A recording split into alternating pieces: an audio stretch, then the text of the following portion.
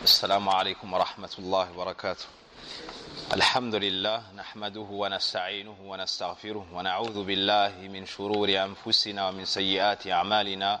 ما يهده الله فلا مضل له ومن يضلل فلا هادي له، وأشهد أن لا إله إلا الله وحده لا شريك له، وأشهد أن محمدا عبده ورسوله. يا أيها الذين آمنوا اتقوا الله حق تقاته ولا تموتن إلا وأنتم مسلمون. يا أيها الناس اتقوا ربكم الذي خلقكم من نفس واحدة وخلق منها زوجها وبث منهما رجالا كثيرا ونساء، واتقوا الله الذي تساءلون به والأرحام إن الله كان عليكم رقيبا. يا أيها الذين آمنوا اتقوا الله وقولوا قولا سديدا يصلح لكم أعمالكم ويغفر لكم ذنوبكم، ومن يطع الله ورسوله فقد فاز فوزا عظيما. أما بعد، فإن أصدق الحديث كتاب الله جل وعلا، وخير الهدي هدي محمد صلى الله عليه وسلم، وشر الأمور محدثاتها، وكل محدثة بدعة، وكل بدعة ضلالة، وكل ضلالة في النار. وبعد، إخواني الكرام، نحمد الله سبحانه وتعالى الذي فتح علينا فأدخلنا في شهر رمضان المبارك، فنسأل الله سبحانه وتعالى أن يعيننا على الصيام والقيام ويتقبل منا ومنكم صالح الأعمال. On remercie Allah subhanahu wa ta'ala, celui qui nous a maintenus en vie afin de pouvoir atteindre le mois de Ramadan, le meilleur mois de l'année. Et on demande à Allah subhanahu wa ta'ala de nous aider et de nous assister afin qu'on puisse le jeûner et le prier. En effet, le prophète sallallahu alayhi wa sallam nous dit, comme ça a été rapporté par l'imam al-Bukhari et l'imam Muslim: Man sama ramadana imanan wa ihtisaba ghufira lahu ma taqaddama min dhanbihi wa man qama ramadana imanan wa ihtisaba ghufira lahu ma taqaddama min dhanbihi. Celui qui jeûne Ramadan avec foi et espoir se verra pardonner ses péchés passés. Et celui qui prie les nuits de Ramadan avec foi et espoir se verra ses péchés passés pardonnés. Donc ceci est une grande grâce et un grand bienfait de la part d'Allah Azza wa Jal sur celui qui se trouve en vie encore alors qu'il est dans le mois de Ramadan. Certains parmi nous ont atteint un âge avancé, d'autres sont plus jeunes et d'autres sont des enfants. L'un d'entre eux dit: moi j'ai jeûné 10 fois Ramadan, et l'autre dit 20 fois Ramadan, et l'autre dit 50 fois Ramadan. Mais la question qu'on se pose ici, c'est lequel d'entre nous va rejeûner l'année prochaine Ramadan? Qui sait parmi nous qui sera en vie pour pouvoir atteindre à nouveau le mois de Ramadan? Ça c'est une grande question. Ça c'est une grande question. Personne ne sait qui parmi nous sera en vie l'année prochaine pour atteindre le mois de Ramadan. Et cela nous appelle à al-itqan wal-ihsan fil amal wa hamdillahi tabaraka wa ta'ala wa shukri ala ni'amih. Et cela nous appelle à deux grands points.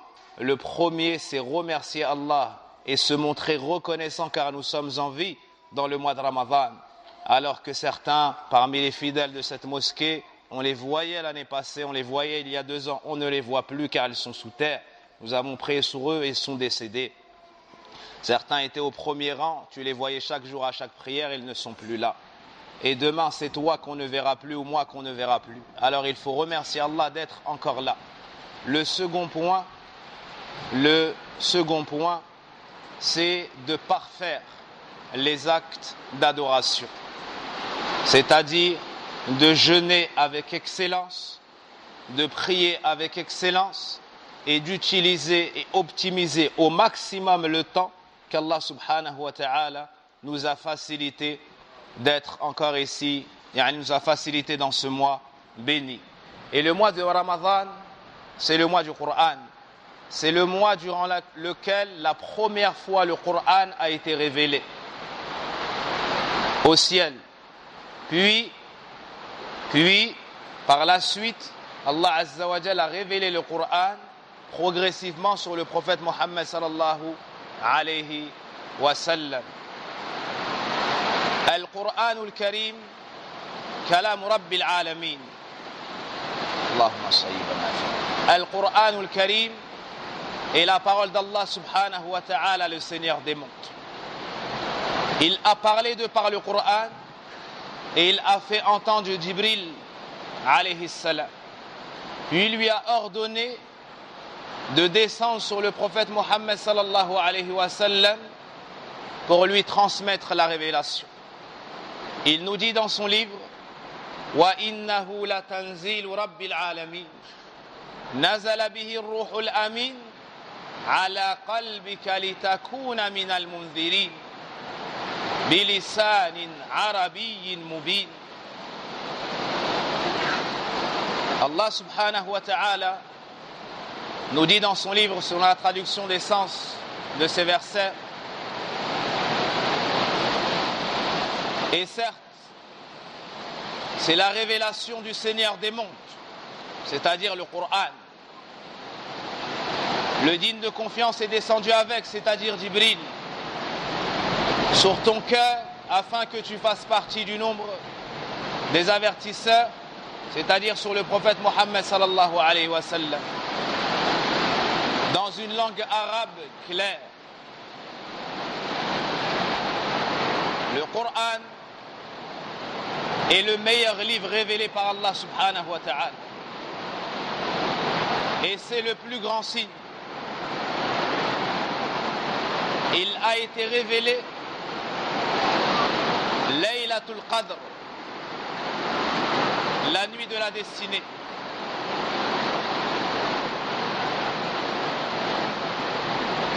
Et c'est la meilleure nuit de toute l'année. Le Coran a été révélé dans le mois de Ramadan et c'est le meilleur mois de l'année. Le Coran a été révélé dans la langue arabe et c'est la meilleure langue au monde. Le Coran a été révélé à Mecca et c'est le meilleur endroit au monde. Le Coran a été transmis par Jibril et c'est le meilleur des anges. Le Coran a été révélé sur le prophète Mohammed ibn Abdillah et c'est le meilleur des prophètes et messagers. Il a donc la perfection absolue de tout point de vue. يقول الله سبحانه وتعالى شهر رمضان الذي أنزل فيه القرآن هدى للناس وبينات. Le mois de Ramadan durant lequel le Coran a été révélé en tant que guide pour les gens. Et parmi les meilleures choses que tu trouves dans le Coran, Al-Qasas, les récits. Et parmi les récits qu'on trouve dans le Coran et qui se répètent souvent, il y a le récit de Isa ibn Maryam, Rasulullah, et l'histoire de sa mère, Maryam radiallahu anha. يقول الله سبحانه وتعالى في كتابه الكريم إن الله اصطفى آدم ونوحا وآل إبراهيم وآل عمران على العالمين ذرية بعضها من بعض والله سميع عليم إذ قالت امرأة عمران رب إني نذرت لك ما في بطني محررا فتقبل مني إنك أنت السميع العليم فلما وضعتها قالت رب إني وضعتها أنثى والله أعلم بما وضعت وليس الذكر كالأنثى وإني سميتها مريم وإني أعيذها بك وذريتها من الشيطان الرجيم فتقبلها ربها بقبول حسن وأنبتها نباتا حسنا وكفلها زكريا كلما دخل عليها زكريا المحراب وجد عندها رزقا قال يا مريم أن لك هذا قالت هو من عند الله إن الله يرزق من يشاء بغير حساب. Allah subhanahu wa ta'ala nous dit dans son livre, dans Surat Ali Imran, le verset 33. Certes Allah, donc selon la traduction des sens de ces versets, certes Allah a élu Adam, Nuh, la famille d'Ibrahim, la famille de Imran au-dessus de tout le monde, en tant que descendants les uns des autres, et Allah est audient et omniscient. Et rappelle-toi quand la femme de Imran dit « Seigneur, je t'ai voué en toute exclusivité ce qui est dans mon ventre. Accepte-le donc de moi, certes, ou plutôt c'est toi l'audient et l'omniscient. » Puis lorsqu'elle eut accouché, elle dit « Seigneur, voilà que j'ai accouché d'une fille. » Or Allah savait mieux ce dont elle avait accouché. Le garçon n'est pas comme la fille. Je l'ai nommé Maryam, et je la place ainsi que sa descendance sous ta protection contre le diable, le banni. Son Seigneur l'agréa, alors du bon agrément, la fit croître en belle croissance. Et il en confia la garde à Zacharia. Chaque fois que celui-ci entrait auprès d'elle, dans le sanctuaire, dans Baytul Maqdis, il trouvait près d'elle de la nourriture. Et il dit, ô Maryam, d'où te vient cette nourriture? Elle dit, cela me vient d'Allah. Il donne certes la nourriture à qui il veut, sans compter. On trouve également l'histoire de Maryam dans la sourate qui porte son nom, la sourate de Maryam. Donc Allah subhanahu wa ta'ala nous a mentionné à plusieurs reprises cette histoire. Inna Allah astafa ay ikhtar. Certes Allah a élu, c'est-à-dire qu'il a choisi ses familles et il en a fait les meilleurs, l'élite parmi ses créatures, comme l'a rapporté Ibn al-Jawzi, et c'est la parole de Zajjaj. Puis Allah subhanahu wa ta'ala nous mentionne le vœu de la mère de Maryam, l'épouse de Imran. Le vœu de la mère de Maryam, qui est l'épouse de Imran. Elle se prénomme, il fut dit qu'elle se prénomme, ou qu'elle se prénommait Hanna. Hanna. La mère de Maryam, lorsqu'elle a su qu'elle était enceinte, elle a fait un vœu. Elle a dit, Seigneur, je t'ai voué en moi, je t'ai voué en toute exclusivité ce qui est dans mon ventre. C'est-à-dire que cet enfant qui va naître, il servira à ton adoration. Et il sera au service de Baytul Maqdis pour t'adorer seul d'un culte sincère. Voici le haut niveau qu'avait la mère de Maryam. Et certes, lorsque les parents sont pieux, ils peuvent s'attendre à voir une descendance pieuse. Nas'alullah yusliha dhurriyatina.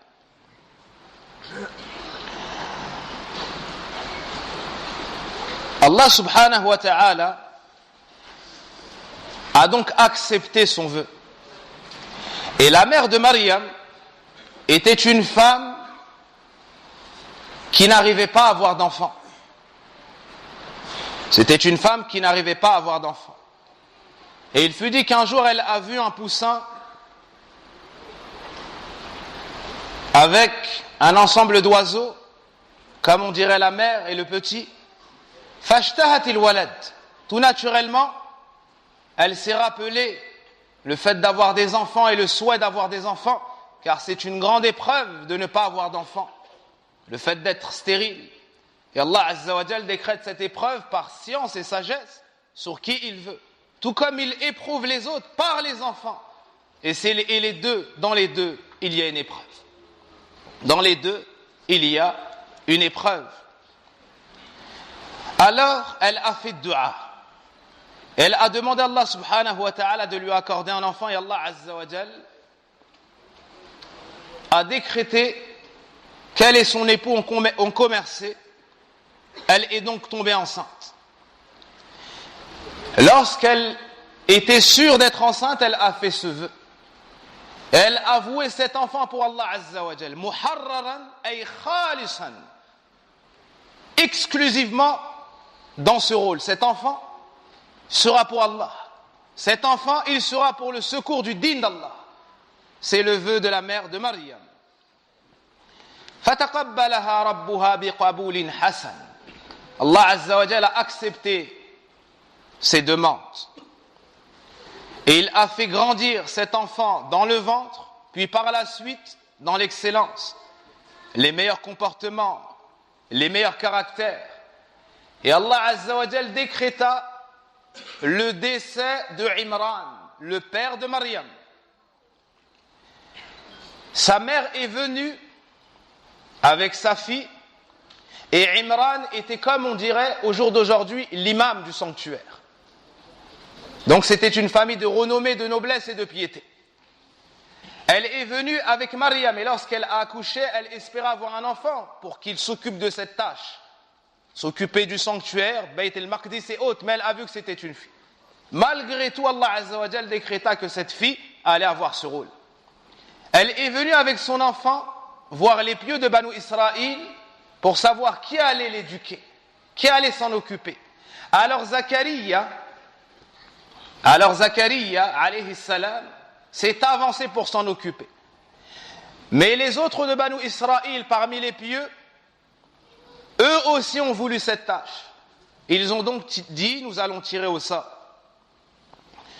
Chacun a inscrit son nom et ils ont tiré au sort et c'est le nom de Zachariah qui est sorti. Mais ils ont refusé, ils n'ont pas accepté. Et ils ont dit on recommence. La deuxième et la troisième fois, c'est également le nom de Zachariah qui est sorti. Alors Zachariah s'est occupé de Maryam et il l'a éduqué de la meilleure manière et c'était le messager d'Allah. Zachariah est un prophète comme vous le savez, alayhi salam. Et c'est devenu une jeune fille très pieuse, très bien éduquée et qui s'adonnait énormément à l'adoration d'Allah subhanahu wa ta'ala, au point de concurrencer les hommes dans la piété, dans la dévotion et dans la force d'adoration d'Allah azza wa jalla. Elle restait constamment fil mihrab. Le mihrab, c'est le lieu de prière, le musalla, le lieu de prière. Les gens pieux ont donc voulu s'occuper de Maryam, mais c'est Zachariah alayhi salam qui en a eu la charge. Allah nous dit dans le Coran وَمَا كُنْتَ لَدَيْهِمْ إِذْ يُلْقُونَ أَقْلَامَهُمْ أَيُّهُمْ يَكْفُلُ مَرْيَمَ. Ça fait référence au tirage au sort lorsqu'ils se sont concurrencés pour s'occuper de la fille d'un de leurs dirigeants religieux. Et Zachariah était plus en droit de s'en occuper à la base même, de par son lien de parenté avec elle, car il était marié à sa tante. C'est-à-dire que Imran et Zachariah se sont mariés à deux sœurs. Donc Maryam pour lui est sa nièce. Allah subhanahu wa ta'ala a accordé des miracles à Maryam. Allah subhanahu wa ta'ala nous dit dans le Coran Kullama dakhala alayha Zakaria al-mihrab. À chaque fois que Zachariah entrait auprès d'elle dans son lieu de prière, wajada indaha rizqa. Il trouvait auprès d'elle la subsistance. Mais une subsistance étrange. En hiver, il trouvait des fruits qu'on ne trouve qu'en été. Et en été, il trouvait des fruits qu'on ne trouve à la base qu'en hiver. Alors il s'est étonné de ce miracle qu'Allah Azza wa Jalla lui accordait. Qala ya Maryam, anna laki hada. Il lui a donc dit, oh Maryam, d'où te vient cela? Et Maryam radiallahu anha lui a dit, en faisant revenir le bienfait à son propriétaire, Allah subhanahu wa ta'ala, qalat wa min indillah. Cela provient d'Allah. Inna Allah yarzuqu man yasha bighayri hisab. Certes, Allah accorde sa subsistance à qui il veut, et cela sans compter. Et cela sans compter. Dans un autre passage du Coran, Zacharia n'avait pas d'enfant. Et son épouse avait atteint un âge avancé. Alors il a invoqué Allah subhanahu wa ta'ala de lui accorder des enfants. Et Allah azza wa jalla lui a accordé Yahya. Et Allah azza wa jalla lui a accordé Yahya. Mais nous restons sur l'histoire de Maryam et à venir celle de son fils Isa alayhi salam. Zacharia lui a accordé un endroit particulier. Et Maryam, chaque jour, se rendait, donc restait, fi bayt al-Maqdis, elle y adorait Allah subhanahu wa ta'ala, éloignée des hommes, elle avait son coin à elle. Et elle s'occupait également de Bayt al-Maqdis.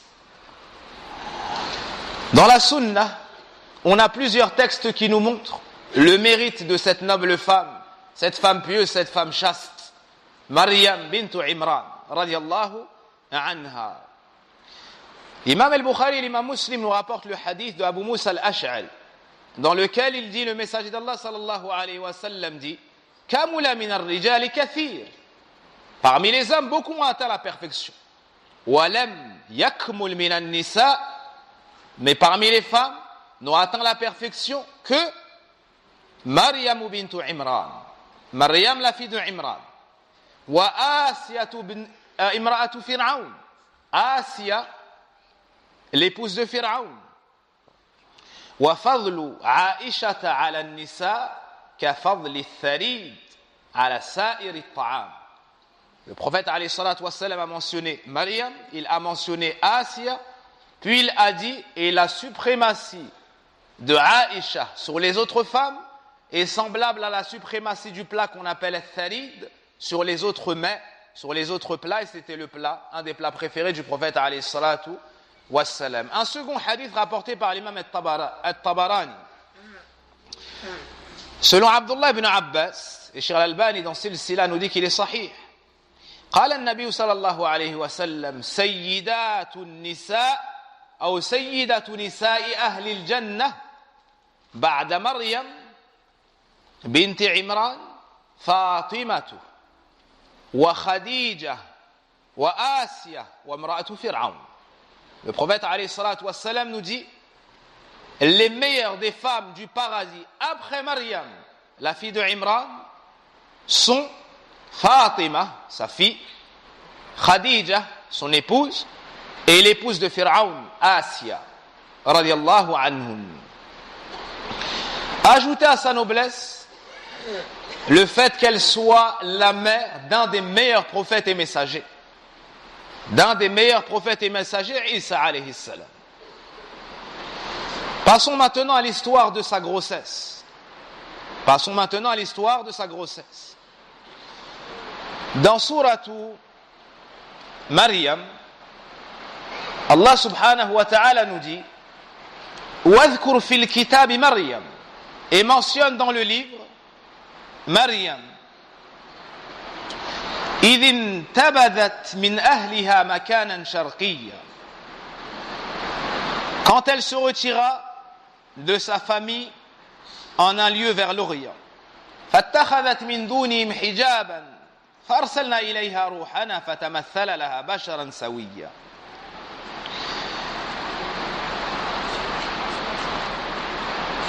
Elle s'est donc éloignée des hommes, éloignée des gens. Allah subhanahu wa ta'ala lui a envoyé l'ange Jibril alayhi salam sous l'apparence humaine, dans une belle apparence. Et lorsqu'il lui est venu, قالت إني أعوذ بالرحمن منك إن كنت تقيا. Je cherche refuge contre toi auprès du tout miséricordieux si tu es pieux. Pourquoi est-ce qu'elle lui a dit si tu es pieux? Parce que le pieux, lorsqu'on lui rappelle, on lui fait un rappel, c'est lui qui est touché. Le pieux, lorsque tu lui dis crains Allah, ça lui met une décharge. Quand tu lui dis crains Allah, il s'abstient, il se retient, il craint Allah. Alors que celui qui est égaré, celui qui ne craint pas Allah, celui qui n'a pas peur d'Allah, certaines paroles ne le remettent pas sur le droit chemin. C'est pour ça qu'elle a dit « In kunta taqiyya » si tu es pieux. Alors là, Jibril alayhi salam, sous son apparence humaine, lui a dit « Qala innama ana rasulu rabbiki li'ahaba laki ghulaman zakiyya »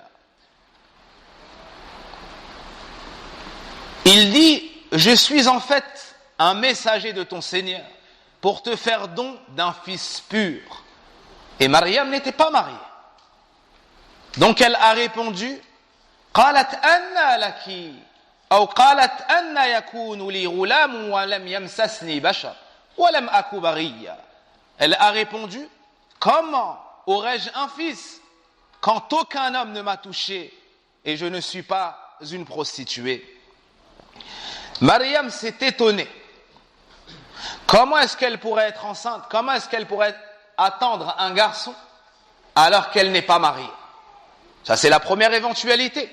La femme tombe enceinte car elle s'est mariée, donc son époux lui est licite, elle commerce avec lui. La deuxième éventualité, elle l'a réfutée également. C'est quoi? C'est d'être une femme de la rue, qui va avec des hommes, wal'iyadhu billah. Ainsi, elle tombe enceinte. Maryam n'était ni dans le premier cas, ni dans le second cas. Ni elle n'avait été mariée, ni elle n'était mariée, et ni elle fréquentait des femmes en dehors du mariage, wal'iyadhu billah. Et de là, on voit une autre noblesse de Maryam. Et un exemple pour les femmes de la communauté. C'est qu'elle dit « Walam yamsasni bashar » aucun homme ne m'a touché. Elle n'est pas mariée, aucun homme ne l'a touchée. Car la femme ne permet à un homme de la toucher qu'après avoir contracté le mariage. Et certes, parmi les pires péchés, il y a zina, la fornication. Au sujet de quoi Allah nous dit dans le Coran « La taqrabu zina » fala taqrabu zina ou la taqrabu zina. N'approchez pas la fornication. On n'a pas dit ne commettez pas, on a dit n'approchez pas. C'est-à-dire même les causes qui y mènent sont haram en islam. Sont haram en islam. Maryam était une femme chaste, une femme pieuse. Donc elle n'a pas compris comment est-ce qu'elle pouvait être enceinte. Un deuxième sens, c'est quoi? C'est qu'elle s'étonne de la toute-puissance d'Allah Azza wa Jal, celui qui est capable de lui donner un enfant alors qu'elle n'a pas été mariée. Elle s'étonne de la toute-puissance d'Allah subhanahu wa ta'ala. فحملته فانتبذت به مكانا قصيا. Allah subhanahu wa ta'ala nous dit dans le Coran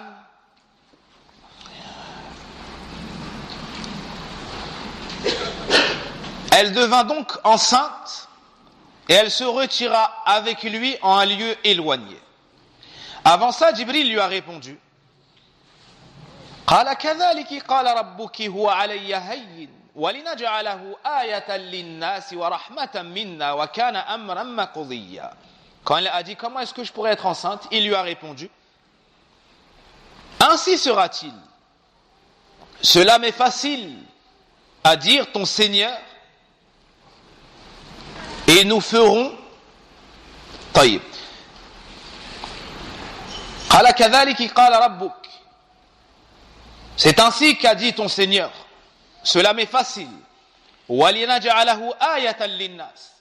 Et ainsi, nous en ferons un signe pour les gens et une miséricorde de notre part. وَكَانَ أَمْرًا مَقْضِيًّا. C'est une affaire déjà décidée.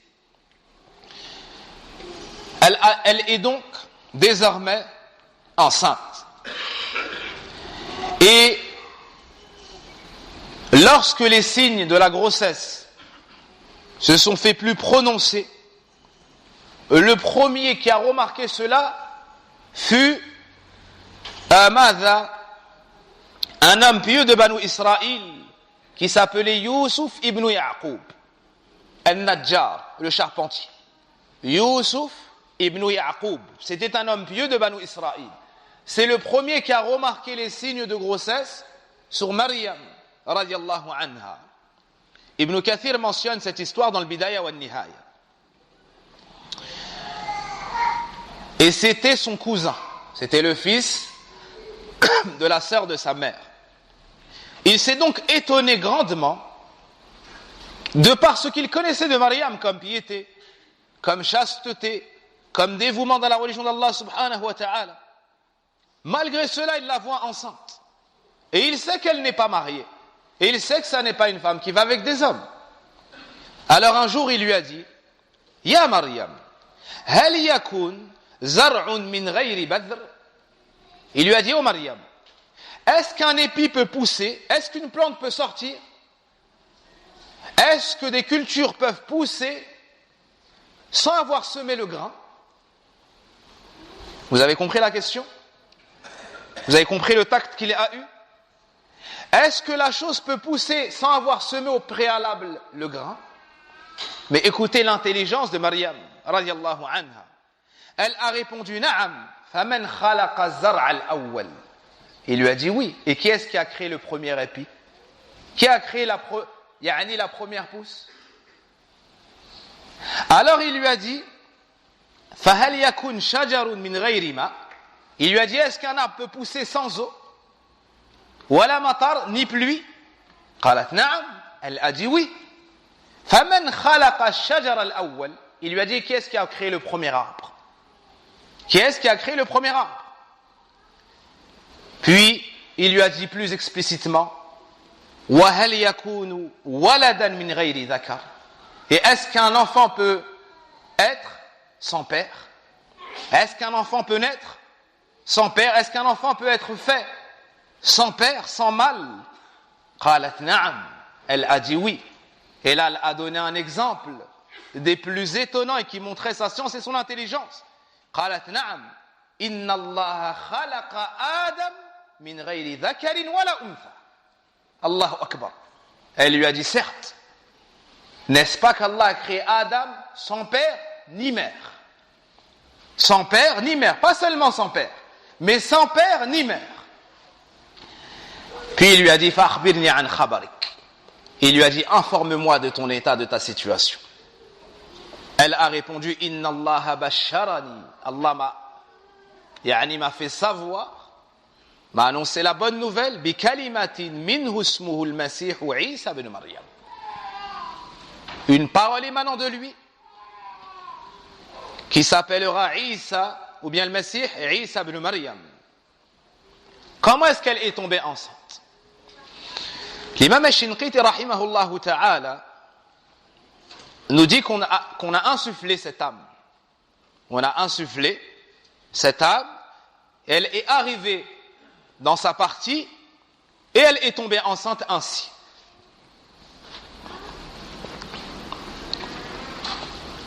Comme on trouve dans le Coran, wa Maryam bnata Imran allati ahsanat farjaha fanafakhna fihi min ruhina.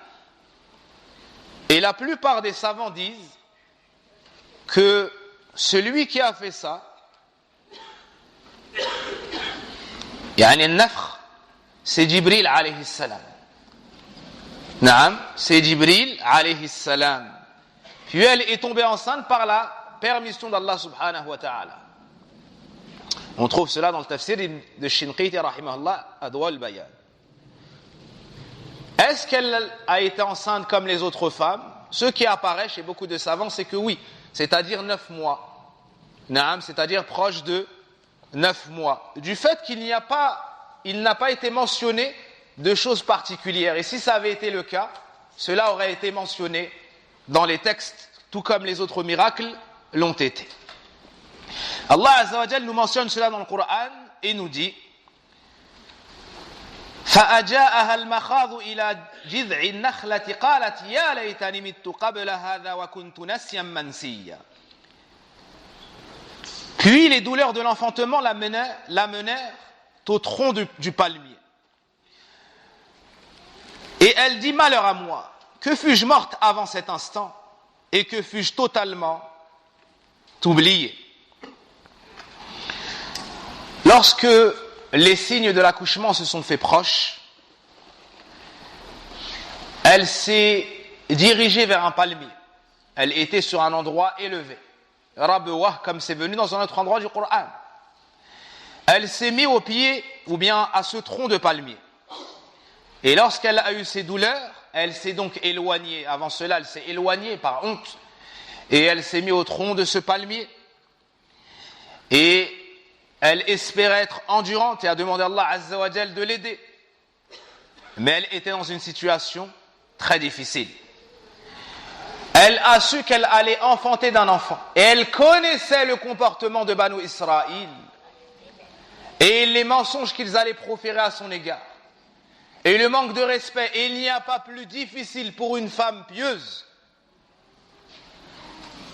qu'on touche à son honneur et qu'on mente sur son honneur et sa chasteté. Car la femme qui croit en Allah et qui sait qu'Allah la surveille, elle se préserve si ce n'est de son époux. Elle se préserve si ce n'est de son époux. Et elle sait que le prophète alayhi salatu wassalam a dit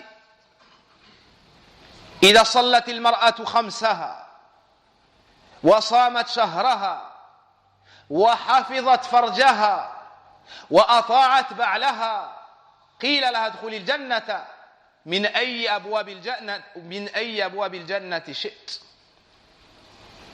Elle sait que le prophète alayhi salatu wassalam a dit si la femme prie ses 5, c'est-à-dire prière, jeûne son mois, c'est-à-dire Ramadan, préserve sa chasteté, obéit à son époux, lui sera dit entre au paradis par la porte que tu veux, par l'une des 8 portes que tu souhaites. La femme musulmane, elle se préserve, elle craint Allah subhanahu wa ta'ala. Donc elle a été touchée de grande tristesse et d'une grande affliction, sachant que Banu Israël allait proférer des mensonges à son égard. Et parmi les pires péchés en islam, le fait de calomnier la femme chaste, le fait de parler sur les femmes et de dire que telle femme elle fait telle chose, de mentir sur la femme chaste, ça fait partie des 7 péchés les plus graves qui causent la perte de la personne en islam. Le prophète alayhi salatu wassalam nous dit اجتنبوا السبع الموبقات قيل وما هن يا رسول الله قال الشرك بالله والسحر وقتل النفس التي حرم الله إلا بالحق وأكل الربا وأكل مال اليتيم وقذف المحسنات المؤمنات وتولي يوم الزحف. Le prophète alayhi salatu wassalam a dit éloignez-vous des 7 péchés qui causent la destruction de la personne. En général, quand on tombe dedans, ça cause la perte de la personne. Il a mentionné le polythéisme, la sorcellerie. Il a mentionné le meurtre. Il a mentionné les intérêts, le riba, l'usure. Et parmi ce qu'il a mentionné, le fait de parler sur les femmes chastes, insouciantes. C'est-à-dire, elle est tellement pieuse que ça ne lui a même pas traversé l'esprit d'aller avec un homme dans le haram, alors que lui, il est en train de parler sur cette femme. Ça, c'est un des péchés les plus graves en islam. Na'udhu billah. Pourquoi est-ce qu'elle a donc espéré la mort? Elle a espéré être morte avant cette épreuve. Le prophète alayhi salatu wassalam nous dit, comme c'est rapporté par Anas dans le Bukhari et Muslim, la yatamayyananna ahadukumul mawta lidurrin nazala bih. La yatamanna ahadukumul mawta lidurrin nazala bih. Qu'aucun d'entre vous n'espère la mort suite à un mal qui le touche. فإن كان لابد متمنيا فليقول. Et s'il le faut absolument, qu'il dise alors اللهم احيني ما كانت الحياة خيرا لي وتوفني ما كانت الوفاة خيرا لي. Au maximum, il peut dire oh Allah, fais-moi vivre tant que la vie est un bien pour moi, est meilleure pour moi. Et fais-moi mourir à partir du moment où la mort est meilleure pour moi. Mais sinon, il ne faut pas souhaiter la mort à cause d'une maladie ou à cause d'une épreuve ou autre. Mais ici, elle n'a pas souhaité la mort. Plutôt être morte avant d'être touchée par cette épreuve. Donc il ne faut pas confondre les deux. On n'a pas le droit de souhaiter la mort à cause d'un problème qui nous touche. Car celui qui est en vie, il a des péchés, peut-être qu'il va se repentir. Il va jeûner encore à Ramadan, peut-être qu'il va entrer au paradis. Donc il est en vie, il y a toujours des causes pour faire le bien, pour qu'on nous pardonne du mal. Allah subhanahu wa ta'ala, suite à son invocation ou à sa parole, nous dit فَنَادَهَا مِن تَحْتِهَا أَلَّا تَحْزَنِي قَدْ جَعَلَ رَبُّكِ تَحْتَكِ سَرِيًّا. Alors il l'appela d'au-dessous d'elle, lui disant ne t'afflige pas, ton Seigneur a placé à tes pieds une source. Vous avez entendu la situation de Maryam? Elle s'apprête à accoucher, elle est dans une grande difficulté. Elle dit, j'aurais tant aimé mourir avant cette épreuve et être oubliée, que personne ne se rappelle de moi. Allah subhanahu wa ta'ala, suite à sa difficulté, Allah subhanahu wa ta'ala l'a assisté. Pourquoi? Allah nous dit dans le Coran, كَذَلِكَ نُنْجِي الْمُؤْمِنِينَ, c'est ainsi qu'on secourt les croyants, parce qu'elle avait l'iman, parce qu'elle avait la piété. Allah nous dit dans le Coran, إِنَّ اللَّهَ مَعَ الَّذِينَ اتَّقَوْا وَالَّذِينَ هُمْ مُحْسِنُونَ. Allah est avec ceux qui sont pieux, ceux qui sont bienfaisants. Si tu es pieux dans le moment de difficulté, Allah sera avec toi. Il sera avec toi de par son secours, de par son assistance, de par sa défense. Il va te rassurer, il va te tranquilliser et il va régler tes soucis. Il va dissiper tes soucis, il va dissiper tes problèmes. Il va enlever ton affliction et ta tristesse, tes soucis. Si tu es pieux, sache qu'Allah Azza wa Jalla est avec toi, de par son aide et son assistance. Tout comme il a été avec Moussa alayhi salam lorsqu'il s'est retrouvé devant la mer et derrière lui il y avait Pharaon et son armée. Qala kalla inna ma'iya rabbi. Tout comme il a été avec le prophète Mohammed sallallahu alayhi wa sallam lors de la hijra, lorsqu'ils ont voulu l'assassiner, qu'il s'est caché dans la caverne. Inna Allah ma'ana, la tahzan inna Allah ma'ana, ne sois pas triste, ô Abu Bakr. Certes, Allah est avec nous. Allah Azza wa Jalla est avec les gens pieux et lors de la difficulté, il les aide et il les secourt. Maryam est sur le point d'accoucher, elle est toute seule. Elle pense à ce qu'on veut dire Banu Israël à son sujet. Parce qu'elle accouche, elle n'a pas de mari. Alors qu'elle, elle sait que c'est le signe d'Allah. Allah subhanahu wa ta'ala lui envoie le secours.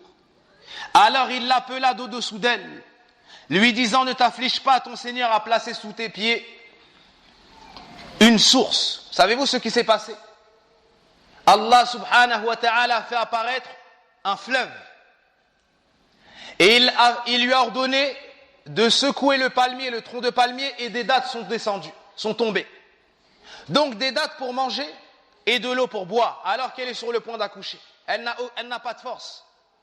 Elle n'a pas de force, mais Allah Azza wa Jalla l'a assistée et lui a accordé le secours. Une source d'eau est apparue. En bougeant le palmier, des dattes sont tombées. Elle a donc pu boire et elle a donc pu manger. C'est ainsi qu'Allah subhanahu wa ta'ala lui a accordé le secours. Plus étonnant, ou plutôt aussi étonnant que cela, c'est que d'au-dessous d'elle, on l'appela. Qu'est-ce qu'il l'a appelé? Beaucoup de savants ont dit que c'est Isa. C'est Isa qui lui a parlé. D'autres ont dit c'est Jibril alayhi salam. Dans le tafsir, on trouve que certains savants ont dit que c'est Isa lui-même alayhi salam qui a parlé. Car, dans le contexte, le dernier à avoir été mentionné, c'est Isa alayhi salam. Naam. Fanadaha min tahtiha alla tahzani. Il l'a appelé d'au-dessous d'elle en lui disant ne sois pas triste. En lui disant ne sois pas triste. Ton Seigneur a placé à tes pieds une source. C'est-à-dire qu'on a fait apparaître une source d'eau et elle a pu en boire. Al-Hassan et Mujahid rahimahumullah disaient que c'était Isa qui lui a parlé. C'est Isa alayhi salam qui lui parla. Mais ça c'est l'avis de Shinqiti rahimahullah ta'ala. Et parmi les preuves de cela, c'est que plus tard, lorsque Banu Israël vont lui dire Ya Maryam anna laki hada, oh Maryam, d'où te vient cet enfant? Qu'est-ce qu'elle va faire? Elle va montrer du doigt l'enfant pour qu'il parle. Donc c'est comme si elle savait déjà qu'il pouvait parler étant bébé.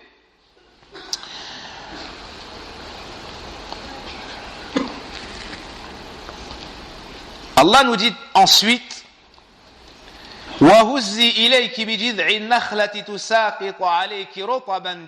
secoue vers toi le tronc du palmier, il fera tomber sur toi des dattes fraîches et mûres.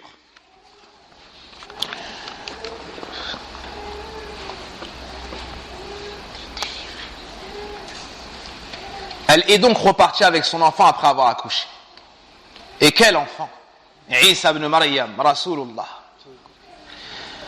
Allah nous dit dans le Coran, Fakuli washrabi wa qarri ayna. Mange donc, c'est-à-dire des dattes, et bois, c'est-à-dire de la source d'eau, et que ton œil se réjouisse, c'est-à-dire de ton enfant, Isa. فإما ترين من البشر أحدا فقولي إني نذرت للرحمن صوما فلن أكلم اليوم إنسيا. Et si tu vois quelqu'un d'entre les humains, en repartant à ton peuple, dis assurément j'ai voué un jeûne, c'est-à-dire abstinence. Ô tout miséricordieux, je ne parlerai donc aujourd'hui à aucun être humain. Allah subhanahu wa ta'ala nous dit, lorsque Maryam repartira auprès de son peuple, et qu'ils vont lui parler, qu'elle ne se fatigue pas à leur répondre. Qu'elle leur fasse signe qu'elle est en état de jeûne. Et c'était une adoration connue dans les peuples passés.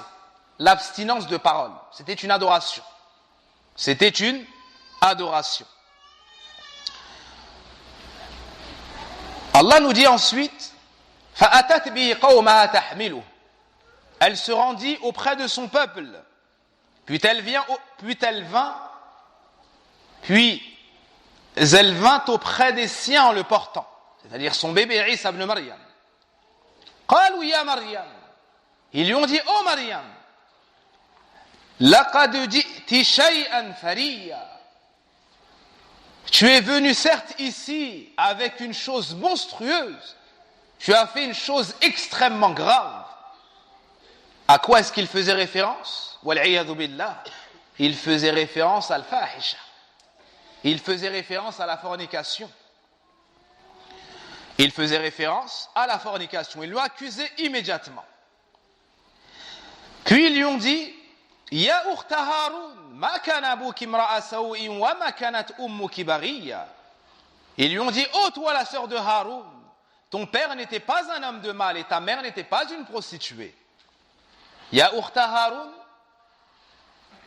Les savants, les exégètes du Coran ont mentionné plusieurs avis. Ya ukhta Haroun, ô toi celle qui ressemble à Haroun. Ô toi celle qui ressemble à Haroun. Qui était Haroun? Il y a plusieurs paroles. Ô toi celle qui ressemble au pieux de Banu Israël qui s'appelle Haroun. Chez Banu Israël, il y avait un homme très pieux qui s'appelait Haroun. Et elle était surnommée celle qui ressemble à Haroun dans sa piété, dans sa dévotion, dans le culte. Est-ce que c'est compris? Un autre avis, Ya ukhta Haroun, c'est-à-dire ô toi qui ressemblait à la sœur de Moussa. Ô toi la sœur de Moussa. La sœur de Haroun, pardon. Ô toi la sœur de Haroun. C'est-à-dire qu'elle avait un frère qui s'appelait Haroun. Ça, c'est un autre avis. Elle avait un frère qui s'appelait Haroun. Et il donnait beaucoup le nom des prophètes. Donc, soit, c'est ô toi celle qui ressemble à Haroun dans la piété.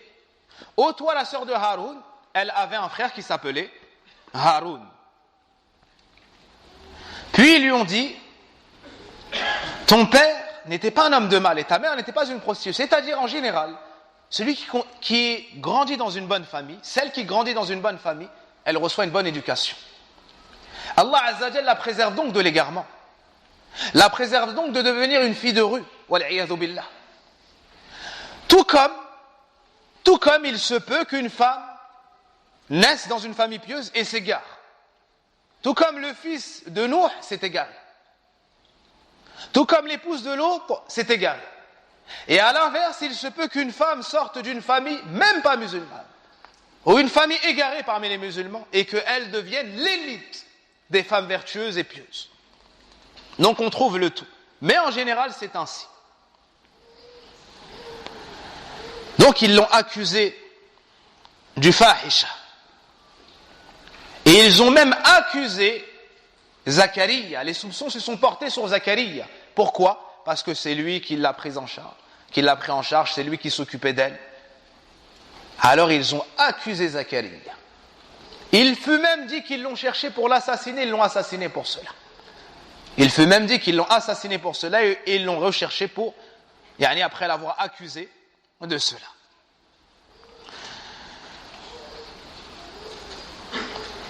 Ils ont également accusé Youssouf ibn Ya'qub al-Najjar. Ils ont aussi accusé Youssouf, l'homme pieux. L'homme pieux. Ala kulli hal, qu'est-ce qu'elle a fait?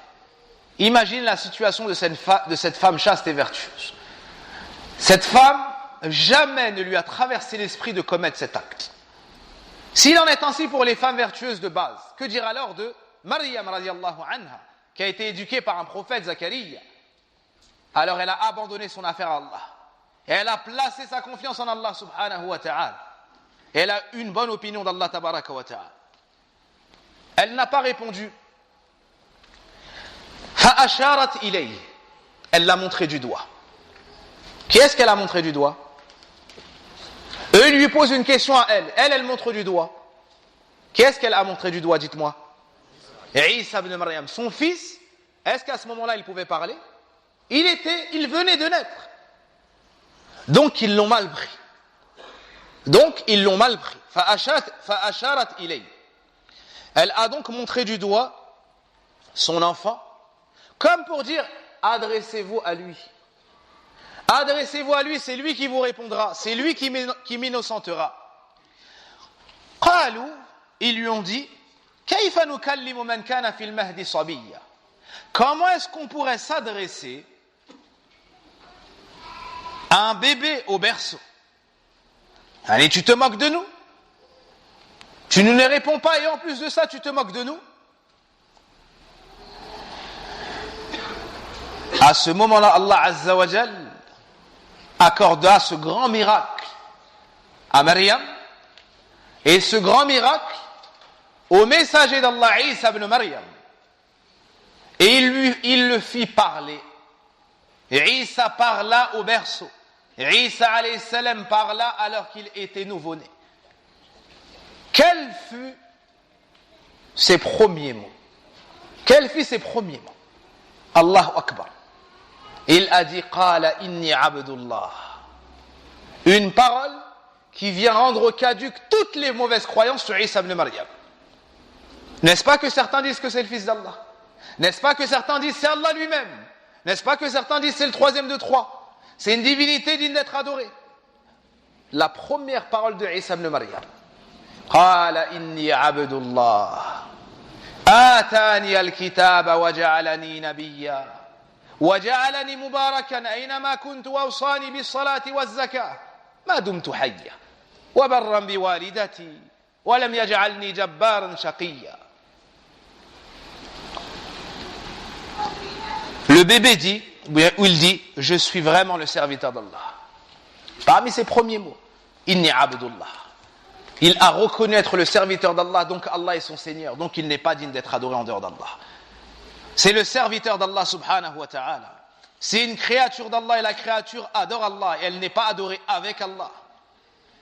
La créature d'Allah n'est pas digne d'être adorée avec Allah subhanahu wa ta'ala. Il a donc dit Inni Abdullah. En parlant ainsi, il a innocenté sa mère. Parce que ça, c'est un signe manifeste. Ça, c'est un signe de la toute-puissance d'Allah subhanahu wa ta'ala. Il a reconnu qu'Allah était son Seigneur. Il a reconnu être l'adorateur d'Allah subhanahu wa ta'ala. On voit donc que Isa n'est pas le fils d'Allah, ni qu'il est dit, et il n'est pas non plus digne d'être adoré avec Allah, mais c'est le serviteur d'Allah subhanahu wa ta'ala. Le serviteur adore Allah, il n'est pas adoré avec Allah subhanahu wa ta'ala. Et s'il y a une réfutation, j'en du libre. La première partie ont accusé Maryam, radiallahu anha, de ce dont Allah l'a innocenté. Ils ont accusé Maryam et ils l'ont insulté dans sa pureté, Allah Azza wa Jal, par ses paroles innocentes. Le deuxième groupe a dit que Isa est le fils d'Allah. Ici Allah Azza wa Jal les réfute également. C'est le fils de Maryam et c'est le serviteur d'Allah subhanahu wa ta'ala. Atani al-kitab, c'est-à-dire, il m'a donné le livre, c'est-à-dire Al-Injil. Al-Tawrah a été donné à Moussa alayhi salam. Al-Injil a été donné à Isa alayhi salam. Les évangiles. La plupart des savants disent qu'il a eu la révélation alors qu'il était petit. Il était petit. Kana tiflan saghira. Il était petit, il a reçu la révélation. Ça, c'est une des particularités et un des miracles qu'Allah Azza wa Jalla a accordé à Isa. وَجَعَلَنِي مُبَارَكًا أَيْنَمَا كُنْتُ. Et il a fait de moi, il m'a rendu béni où que je sois. il m'a rendu béni où que je sois. La bénédiction, c'est un concentré de bien qu'Allah met dans une chose. Mujahid a expliqué dans le tafsir ay mu'alliman lil khayr, c'est-à-dire que j'enseigne le bien où que je sois. Ata rahimahullah a dit ad'u ila tawhidi wa ibadati, c'est-à-dire que j'appelle au tawhid et j'appelle à son adoration seule d'un culte sincère. Ibn al-Qayyim explique tout cela. Que veut dire un homme qui est béni où qu'il soit? Ibn al-Qayyim a expliqué, il a dit, c'est celui qui, où qu'il se trouve, il enseigne aux gens le bien. Il propage le tawhid wa sunnah. Dès que tu le fréquentes, tu prends de sa bénédiction, tu prends du ilm, tu prends de l'éducation, tu prends du bien. Où qu'il passe, il est profitable pour la communauté. Celui qui veut être béni, partout il passe avec le bien. Il recommande un bien, il interdit un mal, il enseigne une sunnah, il m'engage contre une bid'ah, il enseigne le tawhid, il m'engage contre le shirk. Il appelle au bien, il blâme le blâmable. C'est celui qui est mubarak. Ben Isa était mubarak. Wa ja'alani mubarakan. Celui qui veut être mubarak, il doit apprendre la science. Celui qui veut être mubarak, il doit appliquer la science. Celui qui veut être mubarak, il doit propager la science. Celui qui veut être mubarak, il doit patienter dans ce chemin. Il doit patienter dans ce chemin. Wa ja'alani mubarakan aynama kunt. Puis il a mentionné les recommandations d'Allah. Wa awsani bis salah, la prière. Ça fait partie des recommandations. La prière, c'est pas que dans notre communauté, mais même avant. Malheur à celui qui délaisse la salat. Malheur à celui qui connaît pas la valeur de la salat. La salat en islam, c'est pas que dans Ramadan. La mosquée en islam, c'est pas que dans Ramadan. La mosquée, c'est Baytullah, c'est la demeure d'Allah. Celui qui aime Allah, il aimera la mosquée.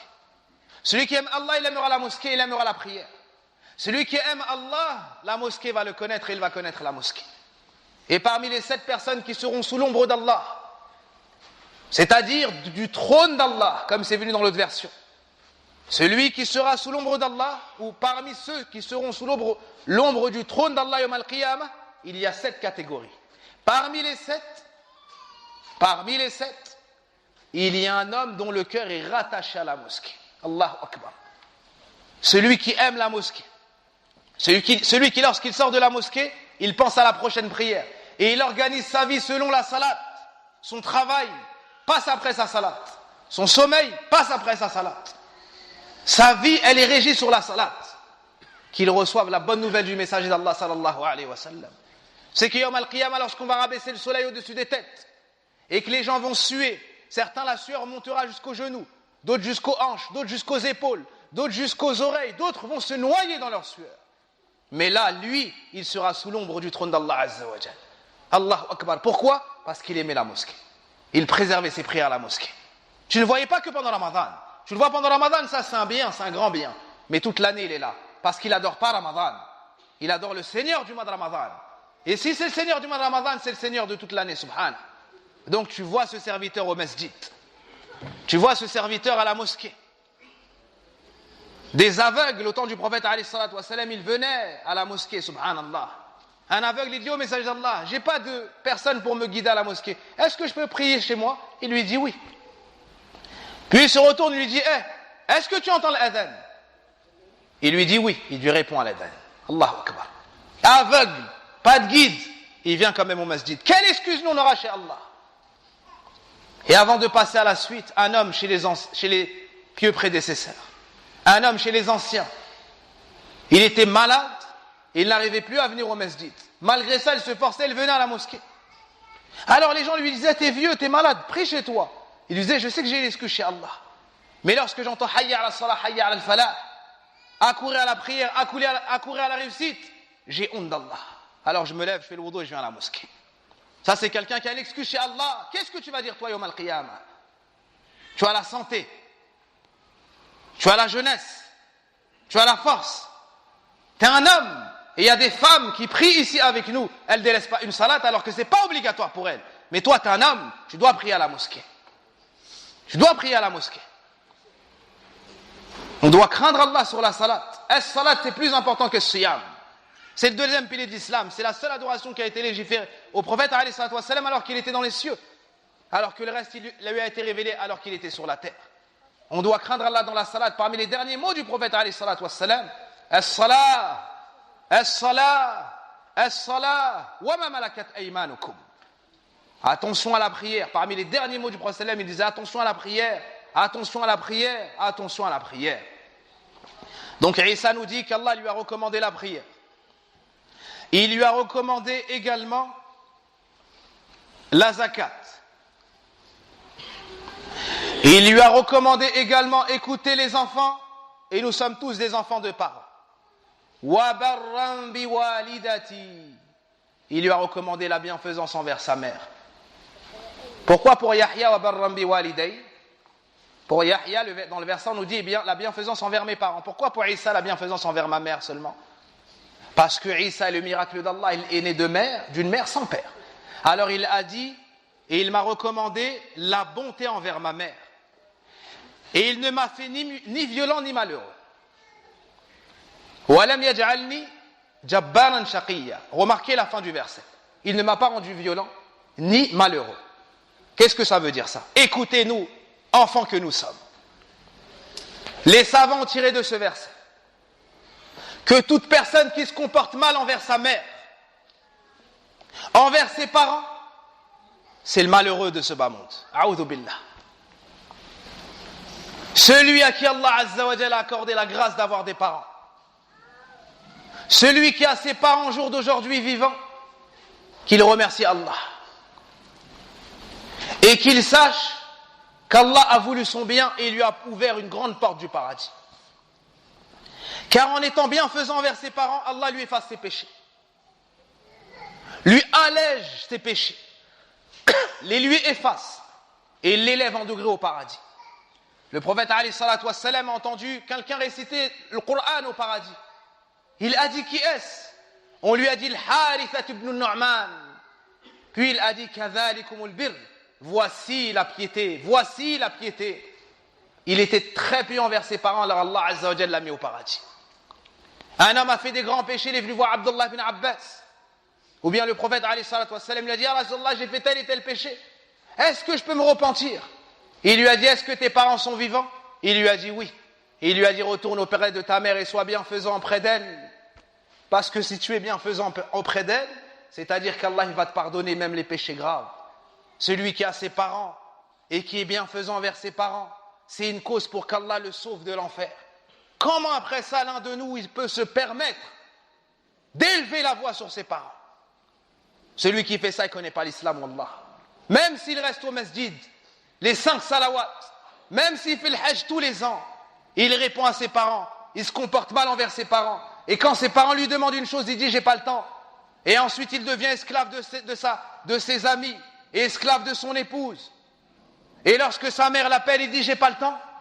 Wallahi al-azim, un mois passé auprès de ta mère à lui masser les pieds, lui laver la tête, lui faire les courses, lui faire à manger, c'est meilleur que de rester avec tes amis. C'est meilleur que ton épouse. C'est celle qui t'a mis au monde, qui t'a porté dans son ventre. Celle qui, lorsqu'elle a su que tu étais dans son ventre, elle s'est réjouie. Celle qui souffrait, mais elle faisait tout pour que tu restes dans son ventre et tu ne tombes pas. Celle qui a délaissé certains repas, certaines boissons pour ton bien. Celle qui, lorsque tu es né, elle a vu la mort devant elle. Puis elle ne dort pas. Puis elle allaite. Puis elle s'occupe de toi, elle te change. Et elle espère que tu vas rester en vie pour devenir le meilleur. Alors que lorsque l'homme atteint un âge avancé, que ses parents deviennent âgés, lui, il s'occupe d'eux. Mais il espère qu'ils vont mourir parce que c'est difficile. Alors que eux, quand toi tu es né, ils espéraient que tu restes en vie pour s'occuper de toi et pour que tu deviennes le meilleur. Ce sont les seuls qui veulent que tu sois meilleur qu'eux, tes parents. Les autres, ils veulent que tu deviennes bien, mais pas meilleur qu'eux. Mais pas meilleur qu'eux. Comment est-ce qu'après ça, on va désobéir aux parents et ne pas s'occuper des parents? Comment est-ce qu'après ça, tu entends des parents qui viennent à la mosquée pleurer parce que leurs enfants se comportent mal? Tu trouves la femme en âge de se servir de ses mains, elle est allongée sur le canapé, c'est la mère qui fait à manger, c'est la mère qui fait le ménage. Inna lillahi wa inna ilayhi raji'un. Tu trouves le père ayant un âge avancé Et l'enfant, il sort, il ne travaille pas, il ne s'occupe pas de ses parents. Et lorsque ses parents lui demandent de l'argent, il dit, tu me rembourses quand? A'oudhu billah. Est-ce que tes parents, lorsqu'ils t'ont donné à manger, tu peux rembourser ça? Un homme est venu du Yémen, il portait sa mère sur son dos pour aller faire la Umrah, pour aller faire le tawaf ou le hajj. À la fin du tawaf, il a vu Abdullah ibn Omar. Il lui a dit, Abu Abdurrahman, tu as vu ce que j'ai fait? Je porte ma mère sur mon dos. Et je suis pour elle comme un chameau. Je la supporte et je lui ai fait faire le tawaf. C'est bon, je l'ai remboursé, tout ce qu'elle a fait pour moi, c'est bon? Il lui a dit quoi? Même pas une seule contraction qu'elle a eue quand elle t'a mis au monde. Allahu Akbar. Une contraction qu'elle a eue quand elle t'a mis au monde, t'as pas remboursé ça. Ça, c'est Sahaba, radiallahu anhum. Ils ont compris ces versets. Ils ont compris Birrul Walidayn. Hamad al-Ansari, ce grand savant malien, il a questionné, c'est un grand savant d'Arabie. Il a questionné ses élèves, qui sont les savants contemporains.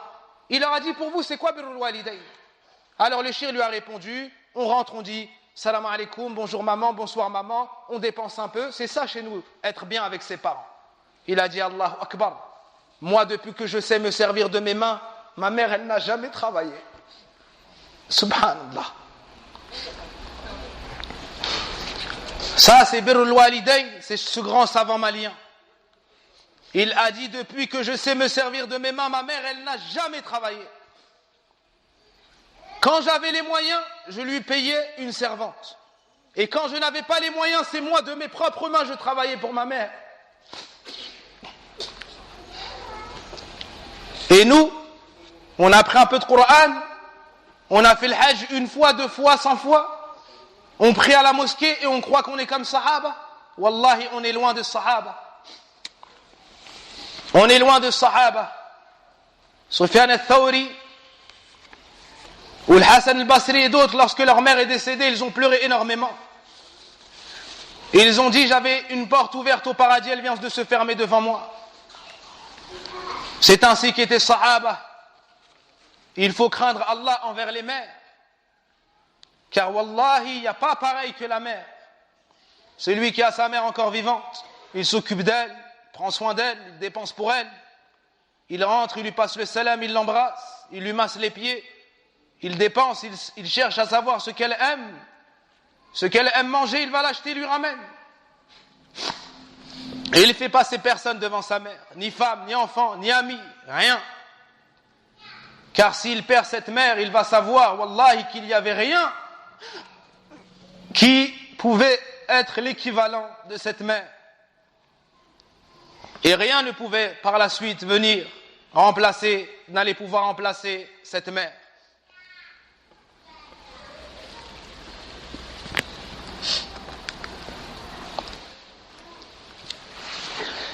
Isa ibn Maryam alayhi salam nous montre le comportement des prophètes envers leurs parents, la bienfaisance envers eux. Walam yaj'alni jabbaran shaqiyya. Il ne m'a fait ni violent ni malheureux, car celui qui n'est pas bien envers ses parents, c'est le grand malheureux.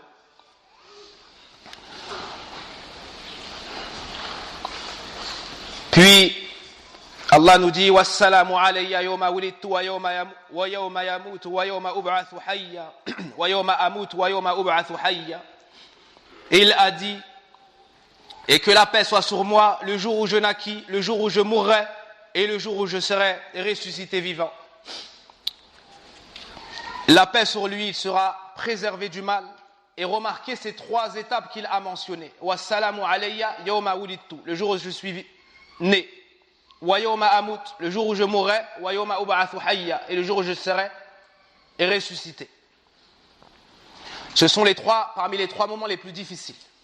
Quand tu viens au monde alors qu'auparavant tu étais tranquille dans le ventre de ta mère. Quand tu meurs alors que tu étais sur la terre. Et quand on va te sortir de la terre pour être ressuscité devant Allah Azza wa Jal. Dans ces 3 situations, lui il sera en paix. Lui il sera en paix. Puis Allah nous dit ذلك عيسى بن مريم قول الحق الذي فيه يمترون. Tel est Isa, le fils de Maryam, parole de vérité dont il doute.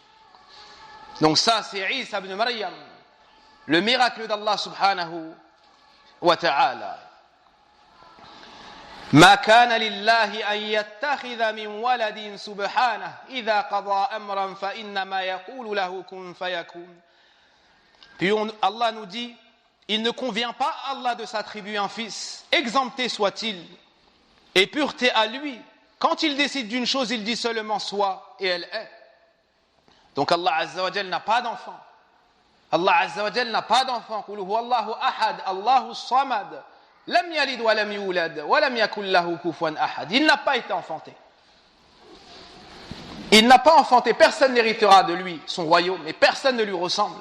Et lui-même n'a pas été enfanté, il n'a pas été hérité son royaume, il n'a pas hérité son royaume, et il ne ressemble pas lui-même à autrui. Mais Allah Azza wa Jal ahad, rien ne lui est semblable de par sa perfection absolue. Il n'a pas enfanté, il n'a pas été enfanté. Dans le recueil de l'imam al-Bukhari et Muslim, le hadith d'Ubadat ibn Samit, dans lequel le prophète alayhi salatu wassalam nous dit: Man shahida an la ilaha illallah, wahdahu la sharika lah, wa anna Muhammadan abduhu wa rasuluhu, wa anna Isa abdullahi wa rasuluhu, wa kalimatuhu alqaha ila Maryam wa ruhun minhu, wal jannata haqq, wan nara haqq, adkhalahu Allahu al-jannata ala ma kana min al-amal. Le prophète alayhi salatu wassalam nous dit: celui qui témoigne qu'il n'y a point de divinité digne d'être adorée, si ce n'est Allah, seul sans associé, et que Mohammed est le serviteur d'Allah et son messager, et que Isa est le serviteur d'Allah et son messager, et sa parole insufflée à Maryam et une âme émanant de lui, que le paradis est vérité, que l'enfer est vérité, il sera fait, on le fera entrer au paradis, quelles que soient ses actions. Quelles que soient ses actions. Donc on dit que Isa, Abdullah wa Rasul. On est dans le juste milieu entre les gens du livre. Certains l'ont insulté et ont dit c'est un enfant de la fornication, qu'Allah nous en préserve. Et d'autres ont exagéré sur lui jusqu'à dire c'est le fils d'Allah, ou Allah lui-même, ou le troisième de trois. Qui sont les trois? Allah, Jibril et Isa.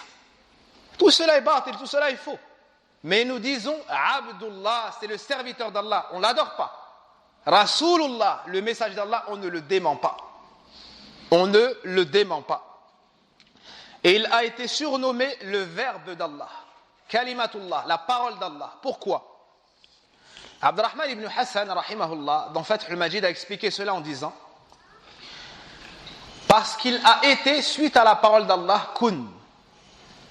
Parce qu'il a été, suite à la parole d'Allah, soit. Et Isa, ce n'est pas la parole d'Allah. La parole d'Allah, elle est incréée, elle n'est pas créée, la parole d'Allah. Mais Isa a été suite à la parole d'Allah, kun, soit. Et Isa a été suite à la parole d'Allah, soit. Donc il faut faire la distinction entre cela. Ce n'est pas la parole d'Allah lui-même, mais il a été par la parole d'Allah, soit. Quant à la parole d'Allah, elle n'est pas créée. Isa alayhi salam, lui, il est créé. Isa alayhi salam, lui, est créé. Et ça, c'est une des pires paroles proférées, le fait de dire que Allah a un enfant, que Isa est le fils d'Allah. Allah n'a pas de besoin. On a des enfants parce qu'on a des besoins. On hérite de nous et nous-mêmes, on a hérité d'autrui. Mais Allah Azza wa Jal, c'est l'unique. Il a besoin de personne. Il n'a besoin de personne. Et parmi les pires paroles et les choses qui causent nuisance à Allah Azza wa Jal, ou je ne sais pas comment traduire, al-adha. Dans le Bukhari Muslim, le hadith d'Anas ibn Malik, le prophète sallallahu alayhi wa sallam dit: La ahada asbaru ala adhan sami'ahu min Allah azza wa jal. Nul n'endure plus une nuisance qu'il entend qu'Allah. Nul n'endure plus que Allah lorsqu'il, sur les nuisances qu'il entend. Quelles sont ces nuisances? Yushraku bih wa yuj'alu lahu waladan. أو ولد وهو يعافيهم ويدفع عنهم رزقهم. Écoutez ce hadith. Rien n'est plus endurant sur une nuisance qu'il entend que Allah. Il lui donne des associés. Ça veut dire qu'ils adorent Allah et autres avec Allah. Et il lui attribue un enfant. Malgré ça, il les soigne et il leur donne leur subsistance. Allahu Akbar. Ils disent qu'il a un enfant. Ils adorent autre qu'Allah. Malgré ça, Allah il leur donne encore. Il leur donne. Naam, et il leur donne leur subsistance.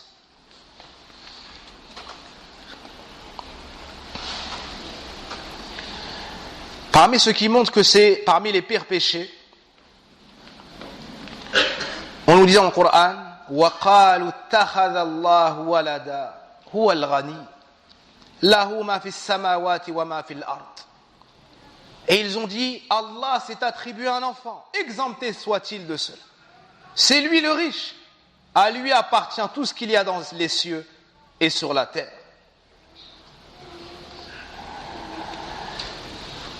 Dans Surat Al-Kahf, on trouve pareillement des versets sur cela. Dans Surat Maryam, وَقَالُوا اتَّخَذَ الرَّحْمَنُ وَلَدًا لَقَدْ جِئْتُمْ شَيْئًا إِدًّا تكاد السماوات يتفطرن منه وتنشق الأرض وتخر الجبال هدا أن دعوا للرحمن ولدا وما ينبغي للرحمن أن يتخذ ولدا إن كل من في السماوات والأرض إلا آتي الرحمن عبدا لقد أحصاهم وعدهم عدا وَكُلُّهُمْ آتِيهِ يَوْمَ الْقِيَامَةِ فَرْدًا. Vers la fin de Surat Maryam, et ils ont attribué au tout miséricordieux un enfant. Vous êtes certes venus ici avec une chose monstrueuse. Il s'en faut de peu pour que les cieux se fendent et que la terre se brise ou s'effrite ou se fende. Pareil, et que les montagnes tombent, c'est-à-dire du fait qu'ils ont attribué à Allah un enfant. Du fait qu'ils ont attribué à Allah un enfant. Vous reviendrez à la traduction. Tout ce qu'il y a dans les cieux et la terre viendra au tout miséricordieux en tant que serviteur. En tant que serviteur.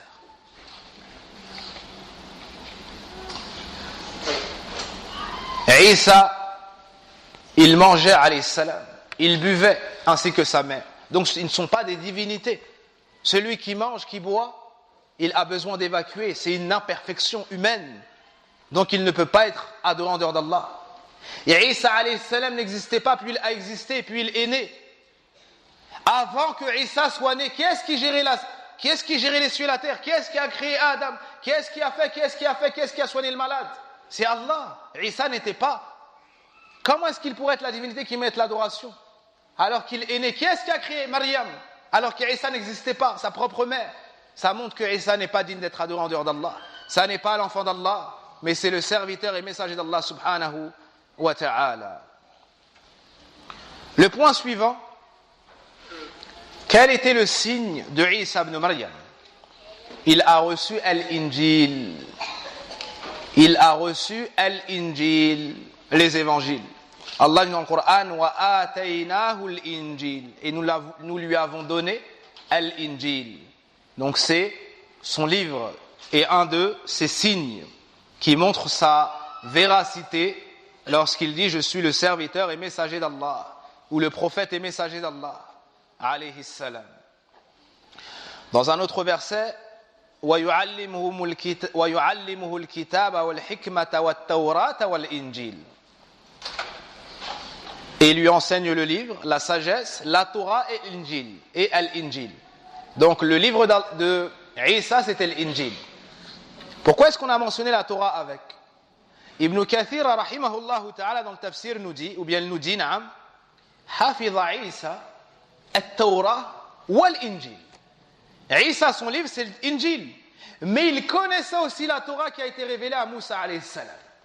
Il connaissait aussi la Torah qui a été révélée à Moussa alayhi salam. Savez-vous quand est-ce que l'Injil a été donné à Isa, a été révélé à Isa? Dans quel mois plutôt? Savez-vous dans quel mois l'Injil a été révélé à Isa? Plus facile que ça, plus important que cela. Le Coran, la première fois, il a été révélé durant quel mois?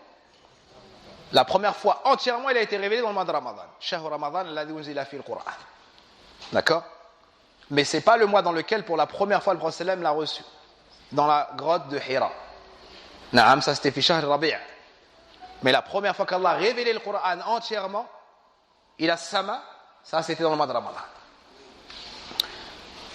Autre question, l'Injil qui a été révélé à Isa, dans quel mois est-ce qu'il a été révélé?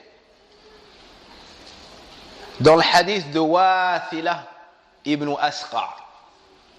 Le hadith de Wathila ibn Asqa. ابن الأسقع رضي الله عنه قال النبي صلى الله عليه وسلم أنزل الإنجيل الإنجيل, les évangiles ont été révélés لثلاث عشرة مضت من رمضان. نعم, l'Injil a été révélé suite à 13 jours ou nuits passées du mois de Ramadan. Sachez que les grands livres ont tous été révélés dans le mois de Ramadan. Les grands livres ont tous été révélés dans le mois de Ramadan. Ça, c'est une des particularités du mois de Ramadan. L'Injil a été révélé dans le mois de Ramadan. Après 13 jours ou nuits passés du mois de Ramadan. Ce hadith est rapporté par At-Tabarani, rahimahullah. Isa alayhi salam a dit, comme c'est dans le Coran, wa inna Allah rabbi wa rabbukum fa'budu, hadha siratun mustaqim. Et certes, Allah est mon Seigneur et le vôtre, adorez-le donc. Voici le chemin droit. Et cela nous amène au point suivant. Ma kanat da'watu Isa. Quel était le prêche de Isa ibn Maryam? À quoi est-ce qu'il a appelé? Il a appelé au tawhid. Il a appelé à l'unicité d'Allah. Il a appelé à adorer Allah seul d'un culte sincère. Tous les prophètes, c'était leur mission et leur prêche principale. Allah nous dit dans le Coran, dans Sourate Al-Anbiya, وَمَا أَرْسَلْنَا مِنْ قَبْلِكَ مِنْ رَسُولٍ إِلَّا نُوحِي إِلَيْهِ أَنَّهُ لَا إِلَهَ إِلَّا أَنَا فَاعْبُدُونِ. Dans Sourate Al-Nahl, وَلَقَدْ بَعَثْنَا فِي كُلِّ أُمَّةٍ رَسُولًا أَنِ اعْبُدُوا اللَّهَ وَاجْتَنِبُوا الطَّاغُوتَ. Et nous n'avons envoyé de messagers avant toi, si ce n'est en lui révélant nulle divinité n'est digne d'être adorée, si ce n'est moi, adorez-moi donc.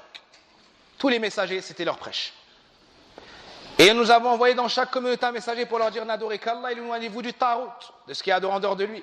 Ça, c'est le prêche de tous les prophètes, tous les messagers. Parmi eux, Isa ibn Maryam. Ici, il dit, il dit, Allah est mon Seigneur et le vôtre, adorez-le donc. C'est ça le prêche de Isa. Comment est-ce qu'on pourrait nous par la suite adorer Isa alayhi salam ou sa mère, alors que Isa, le prophète d'Allah lui-même, a dit adorer Allah? Celui donc qui suit Isa, il adore Allah. Il adore Allah. Quant à celui qui adore Isa, il ne fait pas partie des adeptes de la religion de Isa. Abadan, jamais. Celui qui adore Isa, il ne fait pas partie des suiveurs de Isa. Mais c'est un associateur, un polythéiste. Yawm al-Qiyamah, Isa, devant l'ensemble des créatures, va se désavouer du polythéisme de ceux qui l'ont adoré en dehors d'Allah. Tous ceux qui l'ont adoré en dehors d'Allah, Azza wa Jal. Allah subhanahu wa ta'ala, comme il nous le montre dans le Coran, va faire en sorte que Isa se désavoue du polythéisme. قال الله وإذ قال الله يا عيسى ابن مريم أنت قلت للناس اتخذوني وأمي إلهين من دون الله.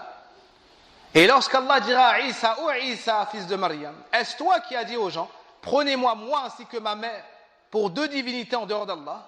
Qala subhanak. Isa dira, exempté sois-tu. Exempté sois-tu. Ma yakunu li an aqula ma laysa li bihaq. Il ne m'appartient pas de dire ce dont je n'ai pas le droit. In kuntu qultu faqad alimta. Si je l'avais dit, tu l'aurais su. Ta'lamu ma fi nafsi. Tu sais ce qu'il y a en moi. Wa la a'lamu ma fi nafsik. Et je ne sais pas ce qu'il y a en toi. Innaka anta allamul ghuyub.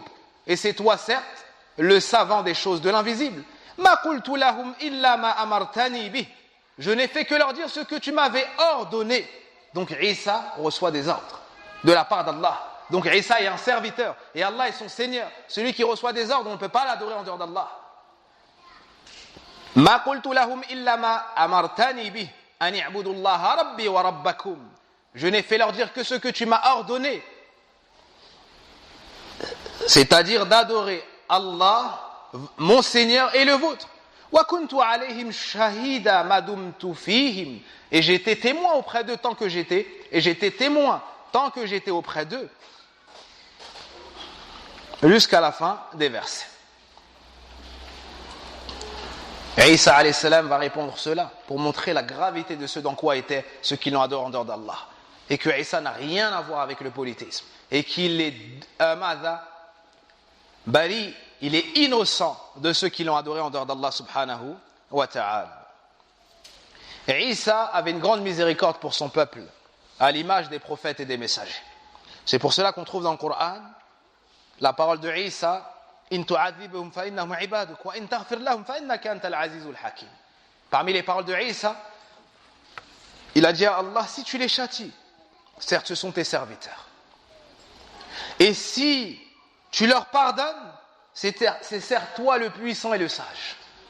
C'est certes toi le puissant et le sage. Ainsi Isa avait beaucoup de rahma pour la communauté. Et cela nous rappelle un passage de la vie du prophète alayhi salatu wassalam. Dans le Bukhari et Muslim, on trouve le hadith d'Abdullah ibn Amr ibn al-As radiyallahu anhuma.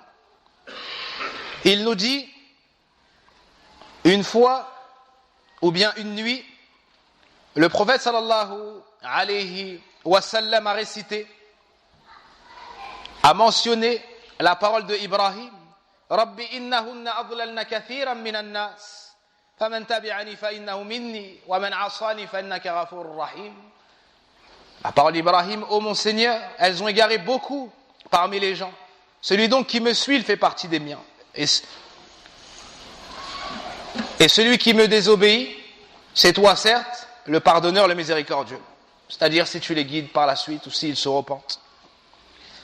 Et la parole de Isa qu'on vient de mentionner: si tu les châties, ce sont certes tes serviteurs, si tu leur pardonnes, c'est toi le puissant et le sage. Le prophète sallam s'est rappelé ces deux paroles de deux prophètes, Isa et Ibrahim.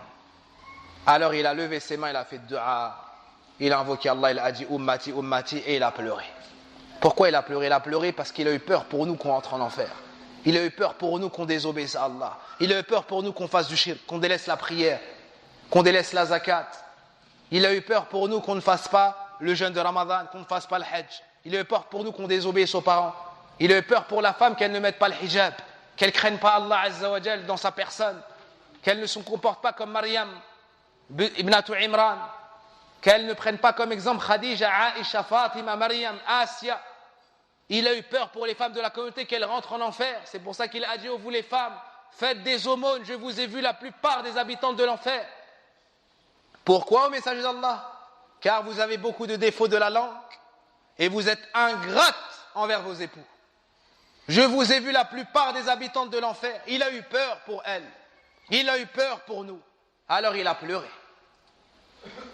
Puis Jibril alayhi salam a envoyé, puis Allah a envoyé Jibril alayhi salam: Ya Jibril, idhab ila Muhammadin wa salhu ma yubkik. Oh Jibril, rentre auprès de Muhammad et demande-lui pourquoi il pleure. Qu'est-ce qui le fait pleurer? Alors Jibril lui est venu et lui a demandé. Alors le prophète alayhi salatu wassalam a dit: Ummati, ummati, je pleure pour ma communauté, ma communauté. Alors Jibril a transmis: Allah est plus savant. Puis il lui a dit: retourne auprès de Muhammad et dis-lui: Inna sanurdik, Allahu Akbar, Inna sanurdika fi ummatik wa la nasu'uk. Jibril retourne auprès de Muhammad sallallahu alayhi wa sallam et dis-lui: tu seras satisfait de ce que nous ferons de ta communauté et tu ne wala nasu'uk. Naam. Donc ça c'est la rahma des prophètes envers leur peuple. Le prophète alayhi sallam a pleuré pour nous. Est-ce qu'on ne va pas pleurer nous-mêmes pour nous? Est-ce qu'on ne va pas avoir peur nous-mêmes pour nous? Donc le croyant doit craindre Allah, il doit se réformer.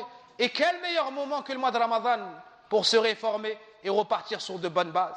Celui qui n'était pas sérieux dans sa salat, il craint Allah dans sa salat. La femme qui n'était pas sérieuse dans son hijab, elle craint Allah envers dans son hijab.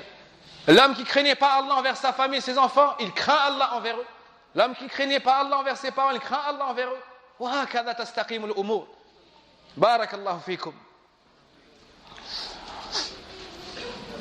Et Isa alayhi salam est venu avec l'Injil. Et sachez que l'Injil, c'est comme la continuité de Torah. Beaucoup de jugements sont semblables. Mais pas tous les jugements. Parce que Isa alayhi salam, dans sa législation, certaines choses ont abrogé des choses qui étaient dans la Torah. On trouve dans le Coran la mention de l'abrogation par l'envoi de Isa de certaines choses avec lesquelles était venu Moussa alayhi salam.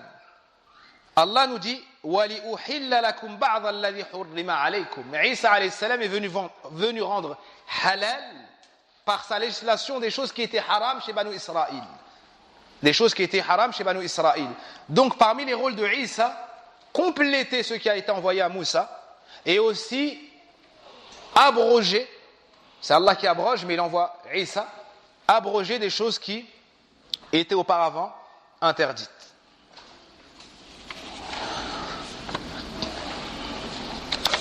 Allah subhanahu wa ta'ala a aidé ou a appuyé Isa par des signes manifestes. Par des signes manifestes. Quels sont ces signes? On a cité déjà l'Injil.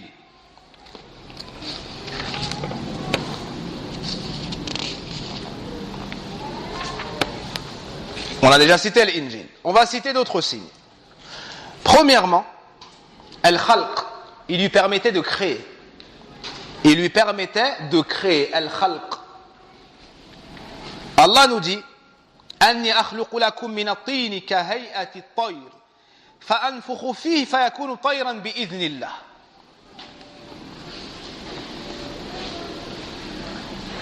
Pour vous, je forme la glaise comme la figure d'un oiseau, puis je souffle dedans. Et par la permission d'Allah, ça devient un oiseau. Subhanallah. De la terre, de l'argile, de choses inertes, il façonnait à l'image d'un oiseau, puis il soufflait dessus ou dedans, et Allah Azza wa Jalla en faisait un oiseau. En faisait un oiseau. Ça, c'est un miracle. Allahu Akbar. Un autre signe, il lui a permis de parler au berceau et après avoir atteint la quarantaine. وَيُكَلِّمُ النَّاسَ فِي الْمَهْدِ وَكَهْلًا. Et il parlait aux gens au berceau et après avoir atteint cet âge-là. Al-Kuhula, c'est après avoir atteint la quarantaine. Après avoir atteint la quarantaine. Donc c'est un miracle. Il a parlé étant bébé. Il a parlé étant bébé. Mais en quoi c'est un miracle de parler après la quarantaine? Nous aussi on parle après la quarantaine. En quoi c'est un miracle? Qui a cette réponse? Celui qui répond à ça, dans les 10 secondes, je lui offre le tafsir d'Ibn Sa'di. Celui qui répond à ça dans les 10 secondes, hein, même le frère qui met ses chaussures, il s'est retourné, il a écouté. Hein, il sortait, il attend 10 secondes. Masha'Allah. C'est pour l'amour d'Ibn Sa'di et du tafsir, bien sûr. T'as la réponse? 13-4 secondes, vas-y. Il est mort avant les 40. Mais en quoi c'est un miracle du fait de parler après 40? Il est pas mort, il va revenir. Donc après 40, il va parler. Du fait que ces paroles vont toujours rester. Je vous rajoute 10, ou là on continue. Parce que quand ça va arriver proche du Maghreb, les gens ont faim. Il y a des hommes, ils ne patientent pas sur la nourriture. Les femmes, elles connaissent cela. Donc, je vous laisse 10 secondes en plus ou bien on continue? Tfaddal. Quand il va revenir sur terre, comment? Il va parler. Naam. On sait qu'il va revenir à 40 ans? J'ai pas entendu. Il va mourir à l'âge de 40 ans? C'est quoi la preuve de ça?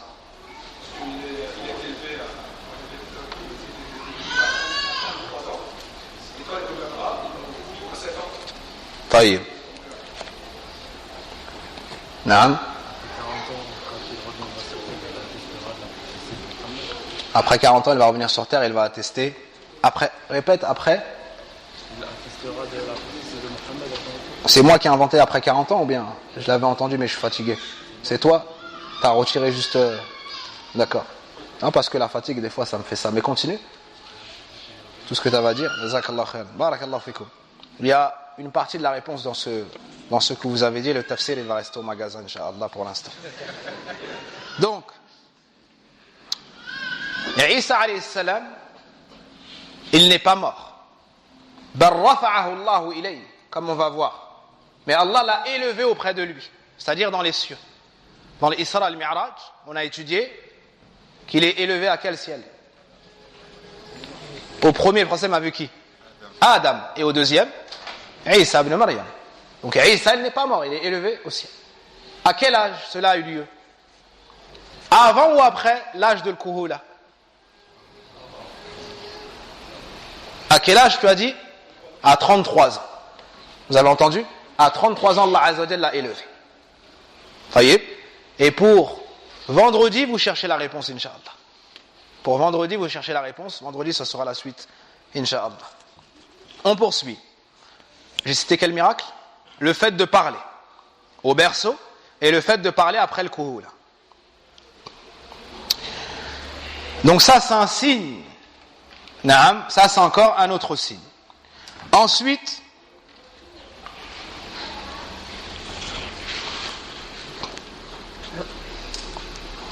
وَأُبْرِئُ الْأَكْمَهَ وَالْأَبْرَصَ. Il soignait al-akmah. Il soignait celui qui ne voyait pas. C'est quoi la différence entre al-akmah et al-a'ma? Isa alayhi salam, quand il a mentionné son signe, on nous dit wa ubrihul akmah wal abras. L'abras, vous connaissez tous, c'est la dépigmentation, ils appellent ça la lèpre. Mais un médecin m'a dit, c'est mieux de dire la dépigmentation, et il y a même un autre mot encore plus précis. Hein? Si un frère le connaît, il me souffle. D'accord? La dépigmentation, la maladie de la peau connue. Et Isa alayhi salam soignait cela, et il était à une époque où ils ont excellé dans quel domaine? Parce que le prophète, quand il est envoyé, il vient avec un signe qui est manifeste. Chez les Arabes, c'était quoi leur... comment dire? Ils excellaient dans quoi? Dans la poésie. Le prophète, il est venu avec quoi? Avec le Coran. Et ils n'ont pas réussi à ramener un peu de versets semblables. C'est un miracle. Et Isa, c'était quoi à son époque? La médecine. Pourtant, personne ne savait soigner la dépigmentation, la lèpre, on va dire, pour se comprendre. Et Isa, lui, il arrivait à soigner la al-baras, cette maladie. D'accord? Et on nous dit wa ubriul akmaha. Il n'a pas dit l'a'ma, il a dit je soigne, il n'a pas dit l'aveugle. Il a dit l'akma. C'est quoi la différence entre l'a'ma et l'akma? L'akma, le signe, il est encore plus manifeste, il est encore plus grand. Malgré tout ça, on va voir est-ce qu'ils ont cru, est-ce qu'ils l'ont suivi. Ahsant, l'akma, c'est celui qui est né aveugle. L'a'ma, possible qu'il ait vu, puis il a perdu la vue. D'accord? C'est quoi la chose la plus manifeste? C'est de réussir à soigner celui qui voyait, puis il voit plus, puis il voit à nouveau, ou bien celui qui n'a jamais vu. Celui qui n'a jamais vu. Ben Isa alayhi salam arrivait à soigner celui qui n'avait jamais vu, et par la suite il voyait. Et ça, c'est une des plus grandes épreuves.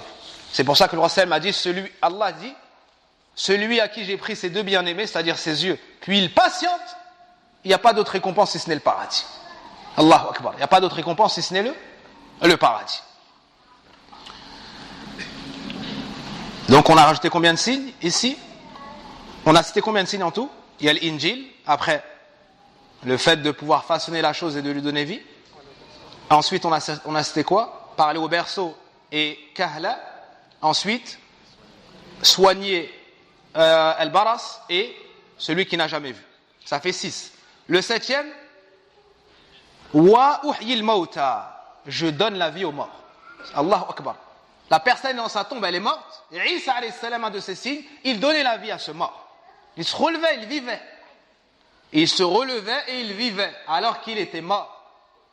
Mais regardez, écoutez bien. Bi-idhnillah. Avec la permission de qui? D'Allah. Est-ce que c'est Isa de lui-même qui réussit à faire ça? Ou bien c'est Allah qui met en ses mains ce miracle? C'est Allah qui met en ses mains ce miracle. Donc l'adoration, elle retourne à qui? Celui qui a touché et on a vu ce miracle devant lui, ou celui qui a fait ce miracle et qui a décrété ce miracle, qui a envoyé ce miracle. L'adoration, elle revient à Allah. L'adoration, elle revient à Allah Azza wa Jal. Wa unabbi'ukum bima ta'kuluna wa ma tadakhiruna fi buyutikum. C'est le combienième signe? 7e. Et je vous apprends ce que vous mangez, ce que vous amassez dans vos maisons. Yani, il informe des choses qu'il ne voit pas. Il informe des choses qu'il ne voit pas. À la fin du verset, on nous dit Inna fi dhalika la aya. Il y a certes dans cela des signes. Inna fi dhalika la ayatan lakum in kuntum mu'minin. Si seulement, ou bien si vous êtes croyants.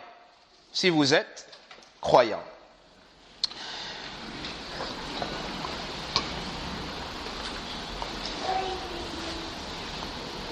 Ibn Sa'di rahimahullah ta'ala nous dit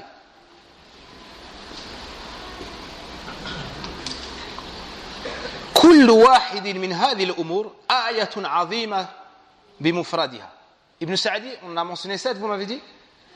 Il dit que chacun de ces signes, seul, c'est un signe manifeste. Que dire alors lorsqu'on les réunit?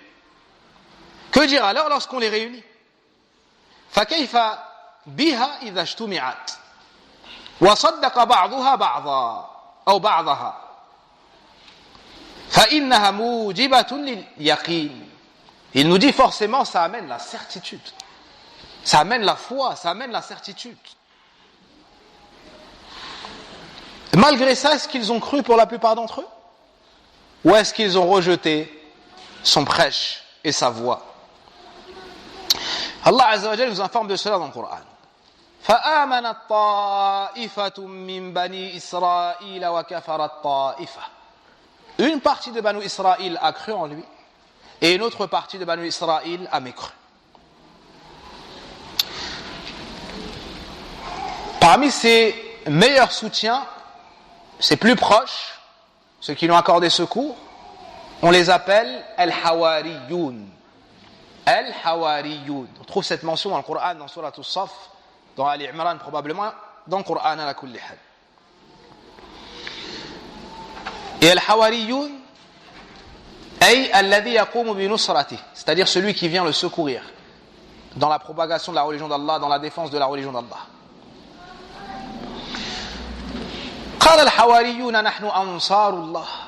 Les Hawariyoun, ces secoureurs dans la religion d'Allah, on dit nous sommes les secoureurs d'Allah, les secoureurs de la religion d'Allah, c'est-à-dire les secoureurs de la religion d'Allah. Les gens se sont divisés ensuite.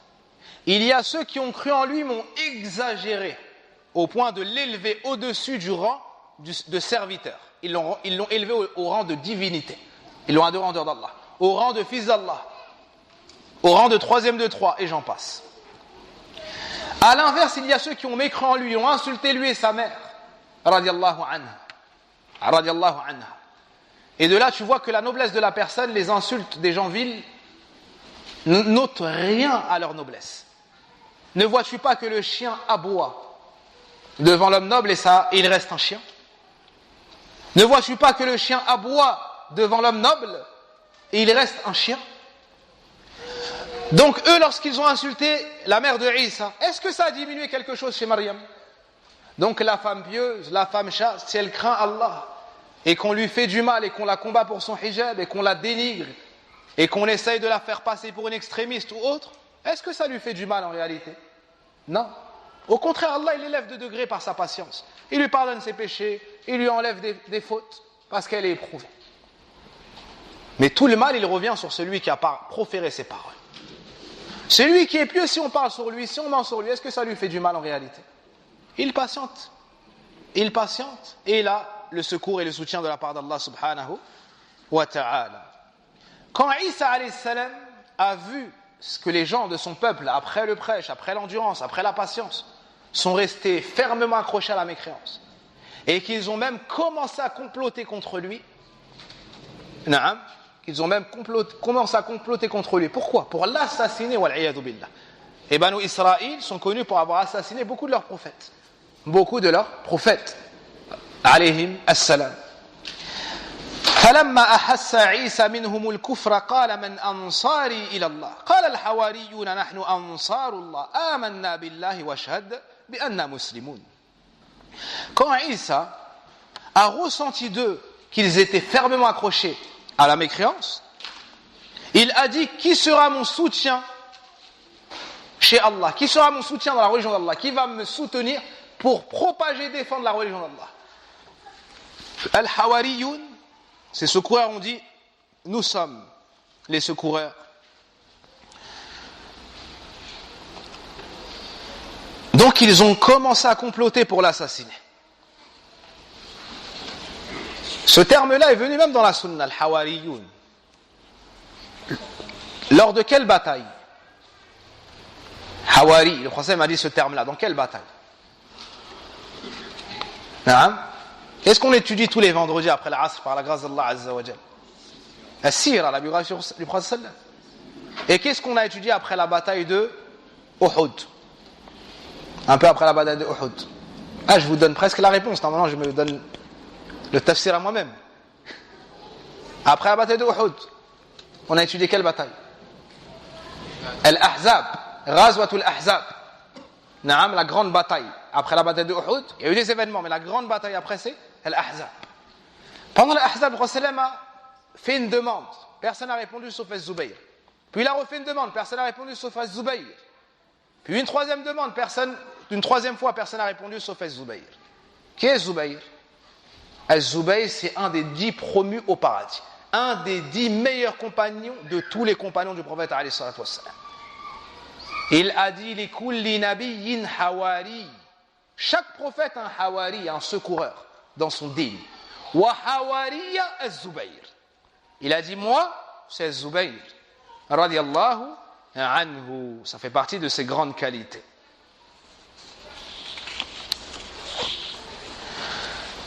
Ils se sont donc réunis et ont commencé à faire un complot. Ils ont commencé à faire quoi? À faire un complot pour assassiner Isa ibn Maryam, qui est le meilleur de la création à ce moment-là qui marche sur la terre. Dites-moi. C'est Isa ibn Maryam, c'est le messager d'Allah. C'est le messager d'Allah. Malgré ça, ils tentent d'assassiner qui, eux? Le messager d'Allah. Kuffar Quraysh, à leur époque, ils ont essayé d'assassiner qui? Le messager d'Allah, sallallahu alayhi wa sallam. À l'époque de Omar ibn al-Khattab, ils ont assassiné qui? Omar ibn al-Khattab. Qui l'a assassiné? Abu Lu'lu al-Majusi. C'était les adorateurs du feu. À l'époque ensuite, après le décès de Omar, qui est le meilleur de l'humanité? C'est Uthman, le troisième calife de l'islam. À son époque, qui est-ce qu'ils ont assassiné? Uthman al-Khawarij. Ou bien al-Boura. Naam, ils ont assassiné Uthman. Après Uthman, quand il est décédé, qui est le meilleur de l'humanité? Ali ibn Abi Talib. À son époque, qui est-ce qu'ils ont assassiné? Ali ibn Abi Talib. Qui est-ce qu'il a assassiné? Abdurrahman ibn Muljam. Al-Khawarij, Al-Kharij. Al-Kharij. Pourquoi est-ce que j'ai cité telle histoire? Pour vous montrer que les pires des gens, ils s'attaquent aux meilleurs des gens. Pour tenter d'éteindre la lumière d'Allah subhanahu wa ta'ala. Mais est-ce que c'est possible? Ils ont assassiné les prophètes Banu Israël. Est-ce que l'islam s'est éteint pour autant? Ou non? Non. Ils ont assassiné Omar, après Uthman, après Ali. Est-ce que l'islam s'est arrêté? Ils ont assassiné certains parmi les savants. Ils font des attentats et ils tuent les savants de Ahl Sunnah. Est-ce que pour autant l'islam s'arrête? Wallahi al-azim. Ils peuvent tuer du premier au dernier musulman de la ville. Naam. La femme qui est chez lui, qui n'est pas encore musulmane, elle va enfanter. Cet enfant-là, elle va sortir, ça va devenir un musulman. Yukhrijul hayya min al-mayyit. Allah, il fait sortir le vivant du mort. Ils combattent l'islam, leur fille, elle se convertit, et ensuite les musulmans, ils les épousent. Allahu Akbar. Il combat l'islam, à la fin de sa vie, il vient se convertir à l'islam, il reconnaît que c'est la vérité. Yuriduna liyutfi'u nur Allah. Ils veulent éteindre la lumière d'Allah. Mais Allah ne va pas achever sa lumière. Personne ne peut éteindre l'islam. Si une personne se met en face du soleil et elle souffle, ça peut éteindre la chaleur du soleil. Si une personne met ses mains pour éviter que les rayons passent et la lumière, il peut faire une éclipse. L'islam, c'est encore plus évident et plus clair et plus lourd que la clarté du soleil. Personne ne peut enlever l'islam. Plus ils mentent sur l'islam et ils combattent l'islam, plus les gens entrent en islam. Ils combattent le hijab. Subhanallah, les femmes, elles ont mis le hijab. Ils disent on va les enlever de la France, ensuite ils regardent et disent subhanallah, c'est une Française, comment on va faire? Al-Islam, dinullah. L'islam, c'est la religion d'Allah. Wal-Islamu baqin. L'islam restera toujours. Tant qu'il y aura un qui va dire la ilaha illallah, il y aura l'islam. Quand il n'y aura plus l'islam, ce sera la fin du monde. On va envoyer un vent qui va prendre l'âme des derniers croyants, et ensuite ce sera la fin du monde. Non. Donc on s'arrête à quel point? Le moment où ils vont comploter pour assassiner Isa ibn Maryam. Vendredi après l'Asr, Inch'Allah, on continue l'histoire de Isa ibn Maryam. Vous me rappellerez qu'on s'est arrêté au moment où ils complotent contre lui pour l'assassiner. Au moment où ils complotent contre lui pour l'assassiner. Une question, et vous chercherez, Inch'Allah, pour la semaine prochaine, ou quelques questions, et vous m'apporterez la réponse la semaine prochaine. La première question, qui est Yahya et quel est son lien avec Isa? Qui est Yahya? Quel est son lien avec Isa?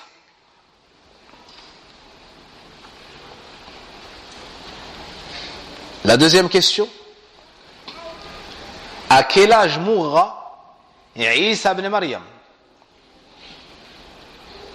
À quel âge mourra Isa ibn Maryam et combien il sera resté de temps sur la terre? Combien de temps il sera resté sur la terre? Dernière question, où est-ce qu'il descendra? Isa est élevé aux cieux. Où est-ce qu'il descendra? Il va descendre proche de la fin du monde, des temps, et c'est un grand signe de la fin du monde. Où est-ce qu'il descendra? C'est compris? Voici 3 questions. Vous m'apportez la réponse, Inch'Allah, la semaine prochaine. Jazakumullahu khayran wa waffaqana Allah wa iyyakum lima yuhibbu wa yarda. اللهم صل على محمد وعلى ال محمد كما صليت على ال ابراهيم انك حميد مجيد. اللهم بارك على محمد وعلى ال محمد كما باركت على ال ابراهيم انك حميد مجيد. ربنا آتنا في الدنيا حسنة وفي الآخرة حسنة وقنا عذاب النار. اللهم اغفر لنا ذنوبنا وكفر عنا سيئاتنا وتوفنا مع الأبرار. اللهم إنا نسألك الهدى والتقى والعفاف والغنى. اللهم إنا نسألك الهدى والتقى والعفاف والغنى. اللهم إنا نسألك الهدى والتقى والعفاف والغنى. اللهم اغفر لنا ذنوبنا وكفر عنا سيئاتنا وتوفنا مع الأبرار. اللهم اغفر لنا ولوالدينا. اللهم اغفر لنا ولوالدينا. اللهم اغفر لنا ولوالدينا. اللهم اغفر لأمهاتنا. اللهم اغفر لأمهاتنا. اللهم اغفر لأمهاتنا. اللهم أعنا على ذكرك وشكرك وحسن عبادتك. اللهم أعنا على ذكرك وشكرك وحسن عبادتك. اللهم تقبل منا صيامنا. اللهم تقبل منا صيامنا. اللهم تقبل منا صيامنا. اللهم تقبل منا قيامنا. اللهم تقبل منا قيامنا. اللهم تقبل منا صدقاتنا. اللهم تقبل منا صدقاتنا. اللهم أعنا على تلاوة القرآن. اللهم أعنا على تدبر آي القرآن. يا حي يا قيوم برحمتك نستغيث أصلح شأننا كله ولا تكلنا إلى أنفسنا طرفة عين والله أعلم. سبحانك اللهم وبحمدك أشهد أن لا إله إلا أنت أستغفرك وأتوب إليك والحمد لله الذي بنعمته تتم الصالحات.